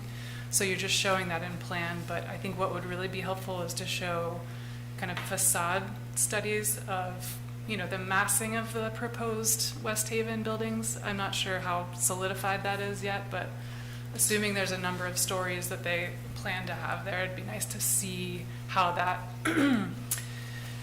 the shadows from the LV building will pass across those facades. I just have a Sure. really important comment Step on up the to sun study specifically. If we do get to a vote and we are separating the site plan from it, how Right, will right. the So sun I was study- going to say that in as much as it'll help them with whatever planning they're doing, you know, I think that would be part of the process of engagement. Okay. Moving forward. Fair enough. It also potentially could impact planting selection Planting, for the site exactly. plan. If it's going to be a formal condition, I would just kind of want to make that clear, because Yeah. that could For sure. mean a lot of things. It's not, I'm not suggesting that you change the massing of the building, but like we said, Yes. landscaping and just planning Completely future. agree. Yeah, Thank you. Yeah, the note, as I wrote it earlier, was a shade study to be provided, and you all can decide whether or not, but showing 9 a.m., noon, 3 p.m., and 6 p.m., and to assist with plant selection on site and provide information for the West Haven landscaping plan, or the West Haven neighborhood plan. So it's a, You could leave off Yeah. March or September, one or the other. yeah. So it's Right. providing it to staff. It's not, Okay. December it's not presented for approval or Sure, sure. consideration. It's provided for information, right? For an hour and a half. I also, I guess you've already done the phase 1 archaeological study. Has that been provided to staff? I'm Or- not sure, it may have before my time, but Okay. we do to provide it Okay. as a part of the site plan. Great. In general, I'd say I think I'm in support of the architecture of the building. I think it's, I agree with my colleagues about the comments about materials, and vinyl windows, fiber cement, those things. This is a really important building. It's right on the corner of a major thoroughfare, you know, Main Street. And we see all the sides of the building, so I think it's just a really important moment in our city, and it should respond to that position appropriately with materials. I think those are my only comments. Oh, the last thing I wanted to say is, like, the sections that you've provided, I think the one with the kind of red line of the section cut showing the hill is really, really helpful, but I'd like to see more detailed sections through the pedestrian walkway on the west side of the building. And also just that, where the property line is, like where the roadway lands in that sloped section back there. It's just really hard to really understand that right now, so, thanks. You want to go, Jen? Just pull your mic down. So I'm really excited that we've all kind of come to this conclusion about the site plan, and I'm really, really appreciative that you are on board with that. You know, I appreciate your intent, but we cannot vote on the intent, so I'm just really pleased that's come down to this.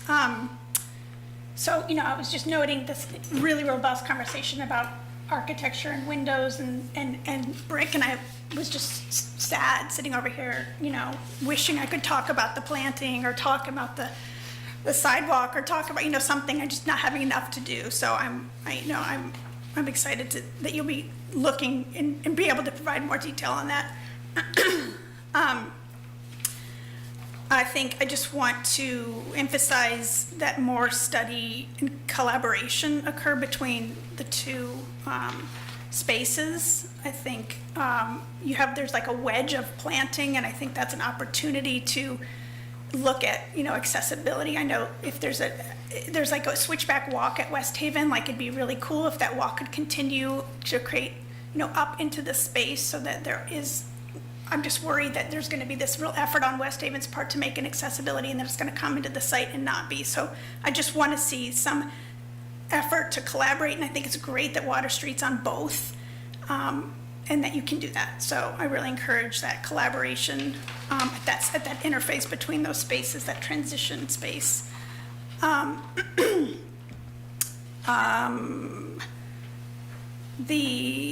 I think in spirit of collaboration, I think that there should be some connectivity between things like lighting, furnishings, planting, paving for both spaces so that it feels like it's more connected. And again, with Water Street, doing both, I think you have a great opportunity and efficiency to be able to do that. One thing that didn't come up is, I think there's a bus stop right there on West Main Street in front of the building. So I think it would be great when you are looking at the landscape in front to think about how people, I know that's a city right away, but just to think about accommodating for people waiting. I think people will be coming up, and so just considerations for that. I'm excited that there's going to be, the phase 1 work will be done. I'm really curious as a person does cultural landscape preservation to see if there's any findings in the phase 1 sections and perspectives. I think I would like to see when you come back, and Kate brought it up to a section through that west side at a more detailed scale. I can't really see what the conditions will be between the sidewalk and the street and the wall. So I'd like to see more sections, maybe even studying them in section. I'm concerned about the grass pavers on that west side. That is going to be mostly in shade, and grass pavers just don't often work. And it being in shade, it'll make it even less likely. So I just want to encourage you to revisit that. The planting is suggested plant palette, so I'm not going to really comment on the plant palette because it's not really the plant palette, I think. Again, Water Street is killer at planting, as Dave knows very well. So I think they're going to be a great asset to you when it comes to planting. I just want to go on record. I hope there's a significant budget for the landscape. I worry sometimes when I see site plans like this in my own work that it means that all the money's going to the building and none of it's going to the landscape. So I just want to say I really hope that there is being set aside a good budget for the landscape, for the memory walk. Larger trees on the back, definitely. More screening. View shed studies, I think, are important. The model views were done from really far back. I would like to see a view of the back of the building, just to see. I think that you could combine a view shed study and a solar study together to look at how the shade conditions will be. And again, I'm not commenting on the building itself. I just think those shade studies are important. And then those views. I think the intention is to have a clear view to West Main, and I just want to see what that looks like. And then, this section is, on West Main is more open. It's got more open space than other sections of West Main, and I know the intention is to build up more building, more residents there. But I just want to emphasize the importance of open space, and that memory walk, that opening can be really beautiful and celebrated and really invite, I think, not just to bringing West Haven people out to the street, but encouraging the public to go back into that space and to really be a place where the community can engage. And so I just want to, emphasize that open space is important. That's it. Good summary. Thank you. One other, just thinking about the site plan, I forgot to ask this question, but at that, I guess, northwest corner, you'd mentioned the need for vehicular access to the cell tower, but also potentially emergency vehicles and whatnot, just making sure you got the turning radius for a fire truck or something like that. Just double, because that may impact the site plan a little bit. There's also a couple suggested conditions from staff that I'm just kind of,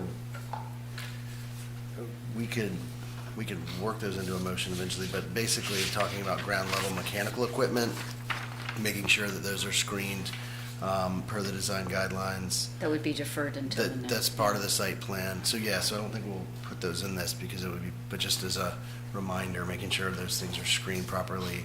Also, anything, meters, panel boxes, cable connections, can any of that sort of stuff get put in the garage? As much as possible, I guess. We'd like to see those things going into the garage. And if not, then similarly needs to be screened per the design guidelines. There's sort of a reminder that any signage would have to go through the approval process for a sign permit, which is not through us, but still working through Neighborhood Development Services. There's a note about The glass at street level, storefronts, doors, windows, transoms must be clear with a VLT of not less than 70%. I guess that would apply, so we'd probably work that into our motion. Seating tables, planters, that's part of the site plan. So I just wanted to hit those real quick before we forgot them. Also, Not to say that I'm squashing any more further comments, so. In the second bullet on page 3, the first paragraph had to do, they've addressed that with the solid brick wall outside the garage on the West Haven side. But there's also a suggestion that that anything be dimmable if it is shining towards that area, down onto West Haven. So. We're happy to do that. It was more so the second part of the statement that was a little troubling. I would just maybe ask that we could work through any resolution with staff if there are any concerns expressed, but also with the brick. I don't know how that works. The dimmable is very easy. It's Yeah, I only in meant how to to manage. talk about any exterior lights on that back portion. Yeah. But the complaints about public complaints, that's outside of our purview anyway. Okay, so, that was yeah. my. Yeah, we were confused by that too. But yeah, I mean, I guess site lighting, which would include, does that include exterior building lights? So I would suggest that all of the conditions that I've suggested, they become associated with this project, so mention them now. And to be clear on the lighting, it's a unique set of conditions that we've applied in entrance corridor and on BAR to large-scale projects, and particularly large-scale projects with, sorry, I was trying to draft some of these conditions so that you had them, but let's walk through what I noted here. So, yeah, the ground level mechanical equipment, utility meter boxes, et cetera, screening, that's pretty boilerplate stuff, but it just puts it in there on record. Meters, panel boxes, But the non-prominent lighting. location. Puts it on record, no problem with that. The lighting, so I don't mind if you all want to reword this or fix my grammar, but it is directly from what we used for the Verve. We used it for 2005 JPA, we used it. Okay, the second yeah. portion. Yeah. Starting with additionally. I'm sorry, what's that? So, starting with the word additionally. But deleting the part about public complaints because that's outside. Well, and that's in there because, and that one's been vetted quite a bit, because that's actually the bigger concern, is that where we do have, and this is, I'm trying to address here both, now our code now requires lighting with the color temperature that we've had no issues with glare. So I really, it solves some of that. Okay. But it is as much as anything, it's the applicant and developer acknowledging that, if you build your garage and all of a sudden light is blasting out of it and people are having an issue with it, they're acknowledging that they'll work with us. It's so maybe it's a goodwill statement, but and then it comes down to now the fact that those garage openings on the east are going to be closed up, but if you've got the light, there's one thing, you have vehicle lights coming in and out. It's everything but the east. What's that? I think they're closed up everywhere but the east. Okay, and so, but if somebody says, gosh, I can't, there's the interior lighting on those, because remember, our code doesn't regulate interior lighting. Right. So if they go in and put, 7,000 K LED. Yeah. And Tim Moore calls me and says, from his house up Sure. on Park I guess- Street, he can see it. Part of my question was more related to the light fixtures themselves. I know that site lighting will be part of the site plan. Are exterior building mounted lights part of the site plan typically, or no? They are if they're part, if they're, Because we didn't really see any like the light sheets on packs lighting. that, there are required light packs, but most of what we've seen are can lights, or maybe some but Well, we unless, just didn't see any cut sheets but on. nothing's light shown fixtures. here. Well, they had some in the renderings that were pretty decorative. Yeah, But- so if it's a decorative light, so there's the light fixture and then there's the lamping. So this condition here is addressing the lamping. Yeah. I'm good with it. The light fixtures, I don't know, Something that I we mean, the lesson typically, we learned- typically review. Yeah, what would you, What they what look would like. you, like, we don't really, go to the guidelines, we don't really have a, what's a, Can that be a staff level review item? well, I just look at the lamping, and now if they come in and they've got ornate chandeliers dangling from these, openings, that's something I didn't, I'm gonna have a question about that. But, it just really has not been an issue. And it's something, yeah, we will see. It'll be on the building permit, or if, like I said, they come out and it's something that's really obnoxious. There's something in the ordinance about night sky, isn't there? Well, that's the lamping, and so, yeah, so Well, that's covered. Not just lamping, That's it's. cut off, like, there needs yeah. to be a cutoff on Full site cutoff, lighting. right, Full right. cutoff, and that's required, I Right. think, so. So whatever, street lights or wall packs they have to put on there. But if they, like I said, do something ornamental on those canopies in the front and it's really egregious, yeah, I might say, I gotta go ask the BAR about this. Are we requiring, I mean, it seems like site lighting and furnishings are part of. So my That's site package. suggestion is that we omit the planting palette, the paving palette, the site furniture, can't read my own writing. I mean, is it safe That's to just because say it's we a are different omitting note. everything outside the building footprint? Right. No, I want to be specific, and so I'm referring to the sample plant palette, the paving palette, external lighting and site furnishings, as indicated on sheets 8, 9, 10, 11, and 12. This, I guess I would say we should include like something about the stairs. It's not just the palette of the paving, like meaning color selection, but like the The detail. design of the stairs and. again, I go to the, how far down, how much detail do you all want to get into and referring to the guidelines, like to, how, I'm okay with everything outside the building footprint. yeah. Well, I'm trying to at least, if I keep it in a very small box, then someone's not going to yell at me for excluding a bunch of stuff. So, Or include building lighting at the first level to the site package. It's actually our action and our would- choice. Yeah. I would Let me just say that, Jeff shouldn't be blamed for something that we did that wasn't in the guardrails. God, and Kate shouldn't either. So if we make an error tonight, it's Yeah, like- squarely on us. like that recessed wall lighting, pedestrian pole lights, that's only site lighting I see. And Right. I mean, on per page the, 12. per the applicant's just suggestion right now, I wouldn't mind the pedestrian level Yeah. building lighting to be included. I can think of some examples pretty close to this project. Yeah, well, they haven't really shown on the any. exterior. Yeah. On the yeah. exterior, Exterior, yeah, of course, of course. that's right. Yeah, I was gonna say, I don't see any, so I don't know what Yeah. admit. I guess my point is, we typically do see a cut sheet of a proposed exterior Yeah. light fixture. We didn't see one tonight. I think it'd be great to see that. And if it's easy to include it in the site plan package, great. Like, let's just weave it into that. It will be it will be, yes, yeah. You're using site plan in a different way than I'm using it, but yes.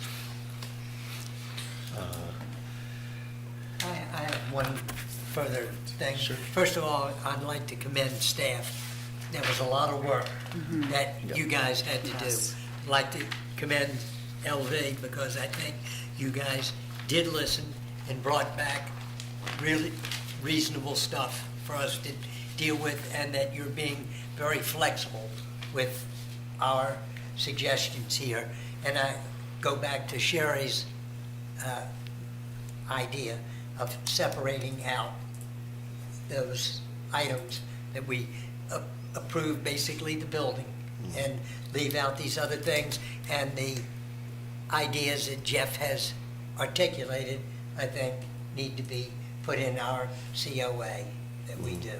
And I also want to commend the members of the bar for their thoughtful comments and helping to move this forward in a positive way. I also want to compliment and thank the public and especially the West Haven community for coming out at both of our pre-application conferences and tonight. So I know it's been, it's been a tough one a little bit, but I think that we're starting to get to a good place. I want to appreciate LV Collective again from between the first meeting and second in reducing the height of the building from 11 stories to 9 on the front and down to 6 on the rear. I think that was definitely helpful. I know that there may be some members of the public wish it was lower, but I think that's a compromise, right? Like you have to kind of, everyone has to give a little and take a little. So I appreciate y'all willing to do that. Any other comments? I think we're ready to try and craft some sort of motion. Craft away. Thanks. Mr. Chair. I'll give it a shot. I don't know if, Jeff, you want to hand me your crib notes and I can coach from them a little bit. I think, Sherry, your point's well taken as well, but I'll do this so I can I read guess this along is with just you. a guideline, but, you just want to hand me those? And Oh, take a if you picture. say, what did you What's that write?" handwriting? Yeah. He's going to hand it right back to you. So you can start at the bottom if you want, and that's just simply a notice that you can reference the conditions on the staff's recommended conditions as on pages 4 and 5 of the staff I think we report. should just read You can them. certainly read them if you wish, or That's okay, because that is. I would say it's you just can a site omit plan. the, If it's part of it, then good. yeah, the last one about the seatings and tables, that's fine, unless you Yeah. want to include it. Yeah. All right, Jeff, you got my note in there? what note's that?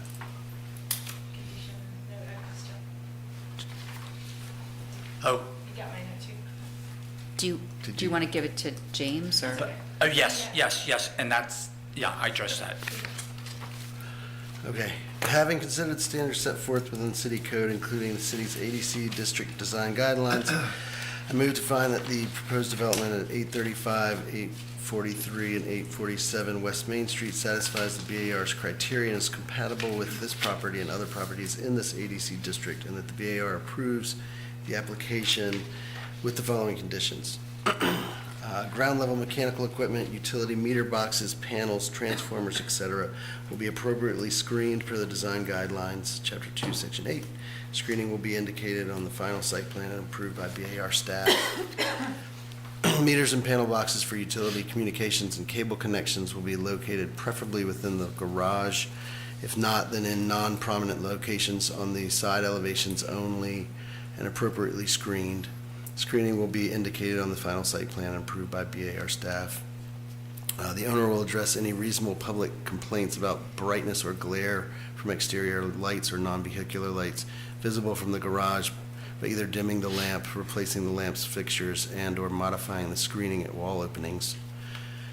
Don't need to do signage. Glass at the street-level storefronts, doors, windows, and transoms must be clear with a VLT of not less than 70%. You don't need to read further. We are going to omit from the COA the sample plant palette, paving palette, external lighting, and site furnishings, including first floor level building lighting on the exterior.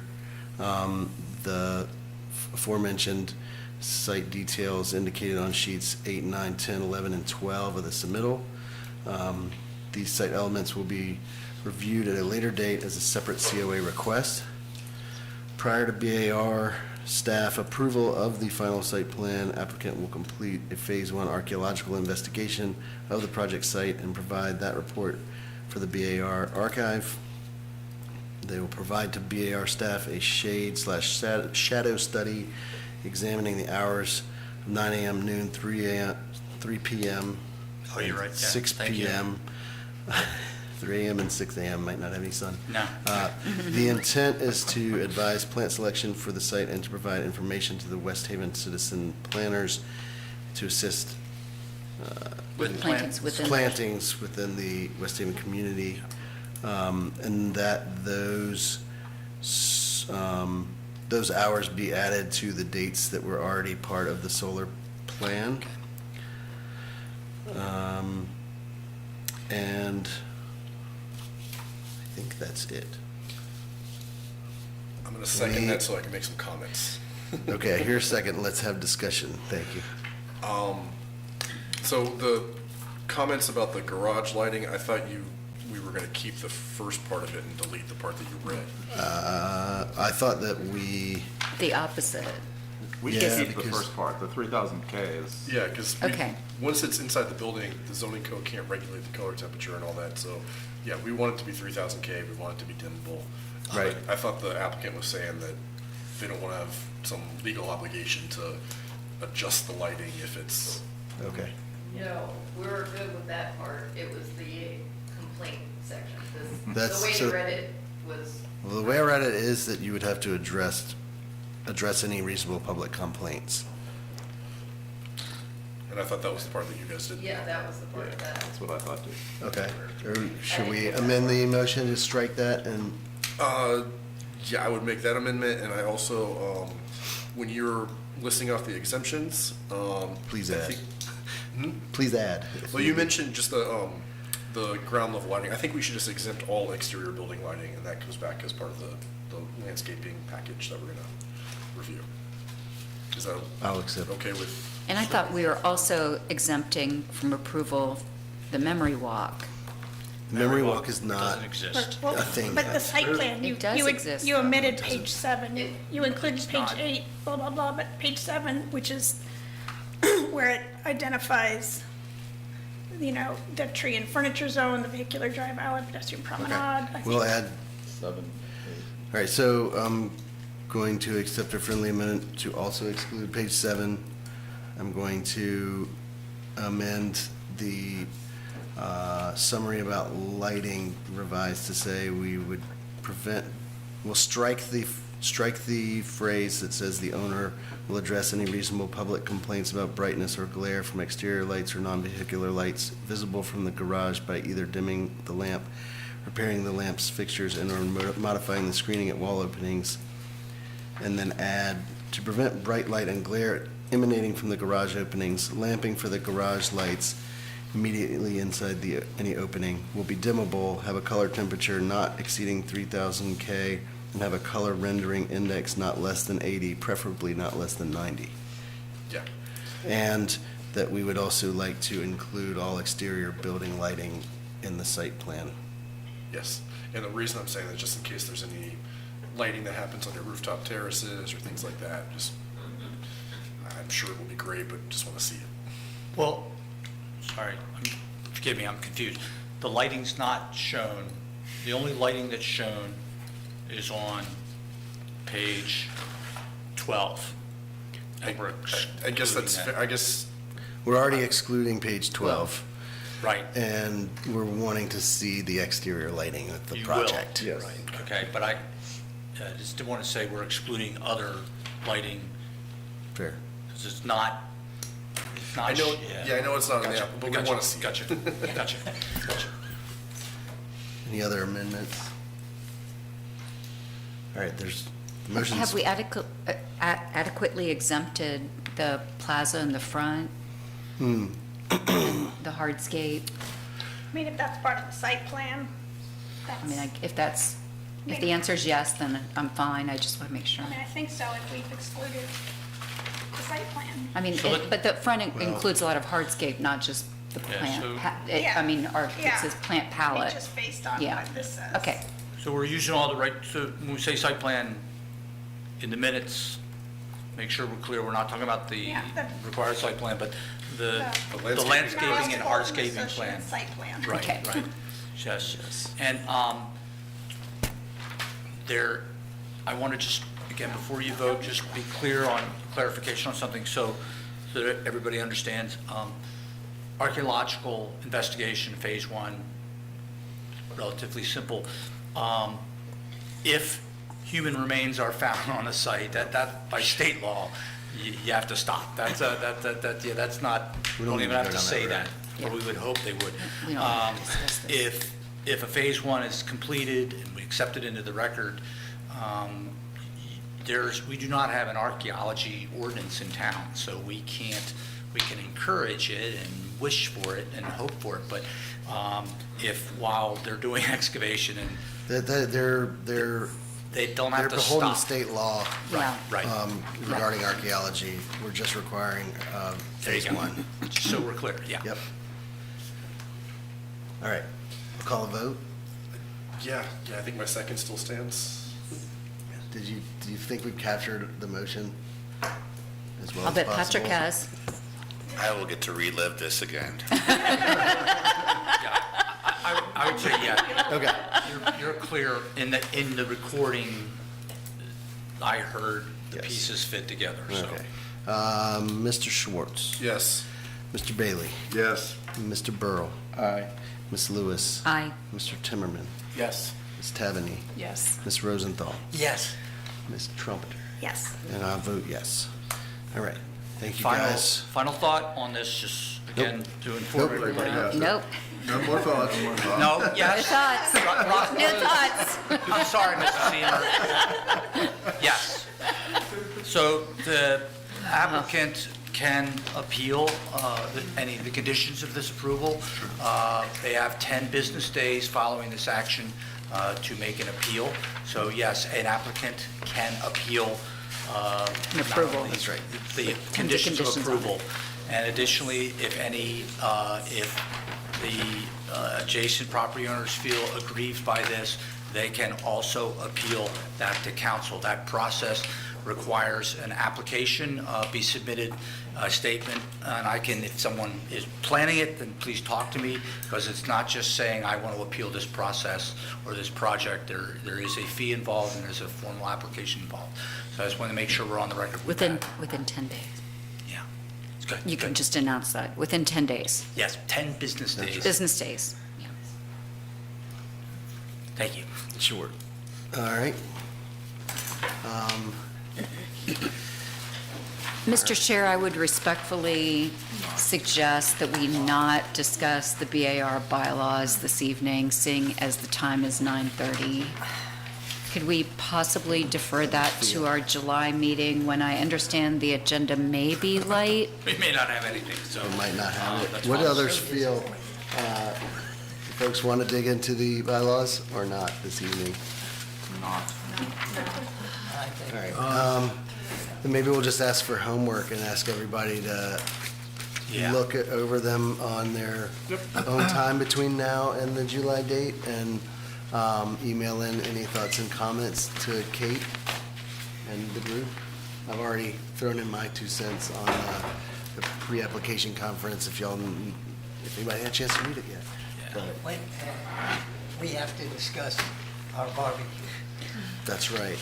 And I was going to suggest, Mr. Chair, we could meet, I believe in the deliberative process, that if 9 people plus staff get together and we talk about the bylaws, we all get, instead of, everybody sending in separate emails, in that environment, you hear other people's comments, you come to a consensus, you are better, in that deliberative process than you are just us shooting our opinions or ideas, to staff and then having them call it. And I would also suggest, if we did want to do the barbecue, we could meet, 5 or 5:30 here or whatever, 4:30 or whatever, and meet, and it'll be an official meeting, and then we adjourn, and we give the location of our adjournment, and the meeting actually continues to wherever we go. And that's how you handle it under state law. So we would have to disclose the address of wherever we're going, so any member of the public could come and eat barbecue with us. I don't know if that's what we want. It's not what you want, because you want to take all day off and cook. No, you all have, and you've historically had the city has provided an annual dinner, and that has not been a public meeting, so I think to separate the business I out think of your it. point's taken of having a discussion about the the bylaws, and I was, sorry, didn't mean to indicate that we would supplant a discussion about them with Okay. our comments or emails. I think it was more just making sure we do our homework and read through the suggested edits, and maybe at least send in questions, or like, hey, could you clarify this? And then that way, when we do get back together, it's a more robust conversation. Okay, Yeah, what thank you. what Kate and I would Sorry, I like to misunderstood. do, is not finalize them, but have where you all are heading, at least a good understanding of that, so then we can have a conversation with legal. And then, when we sit down, we're looking at something that we've gotten feedback on internally, and so. Potentially votable? Yeah, so I agree with both of you, but we were under advisement to take everything to legal first, and we kind of had to push back and say, well, I want to make sure we've captured the idea, so. That's right, because if legal says, yeah, it's all good, and then we have further changes, Right, that's right. wasted in their time. Right, so I would say if you've got, we've got a lot going on. I don't know if we have a July meeting or not. I but, think we should but we- hold that date for our barbecue. And then, And yeah. then do the bylaws in August, I think it's fine. And then, unless something comes up for us to Yeah, meet. is that a good timeline? but please but still respond to me if you got a thought or a question. And then the last piece of this, and I discussed this with the city attorney, discussed it with Missy, my boss, and the recommendation was that try to keep this skeletal and a framework. Don't box ourselves in with a lot of words, and rely on Robert's rules for procedural things, so that we can reference those. And I think that's where as you were saying, sort of separating out, take the agenda and chunk it out. Here's where the public comment comes in, but when we're having a pre-app discussion, that's a different thing. So Can I keep have it a simple. final thought? Yeah, because you're So in organizing like it. 3 hours marks the 2-year anniversary for me working with you all. Yay! So I'm very Thank happy you. and Thank you, pleasure to get to know Kate, everybody. for everything you've done for us. And kudos to Jeff for taking me on. She came with a good recommendation from a guy with a great southern accent, who said, I'm not sure what name she's going by right now. And I was like, Well, in the South, we take our husband's names, so here's. here you go. Thank you, Copy Kate. of my code. Yes. Yeah, who has the code? I think I do. Right there. One with holes. I drew on one of them, or no, I actually took some notes. I don't know where it went. Oh, is it in there, on the other side? It's a sign up. Oh, that's yours. Where did that go? Oh, I passed it along. Oh, It had the trees and the Cherry. Oh, yeah. cherry mic. What? Do I hear a motion to adjourn? So moved. So moved. All in favor? Aye. Aye. What code section? It was a 3-page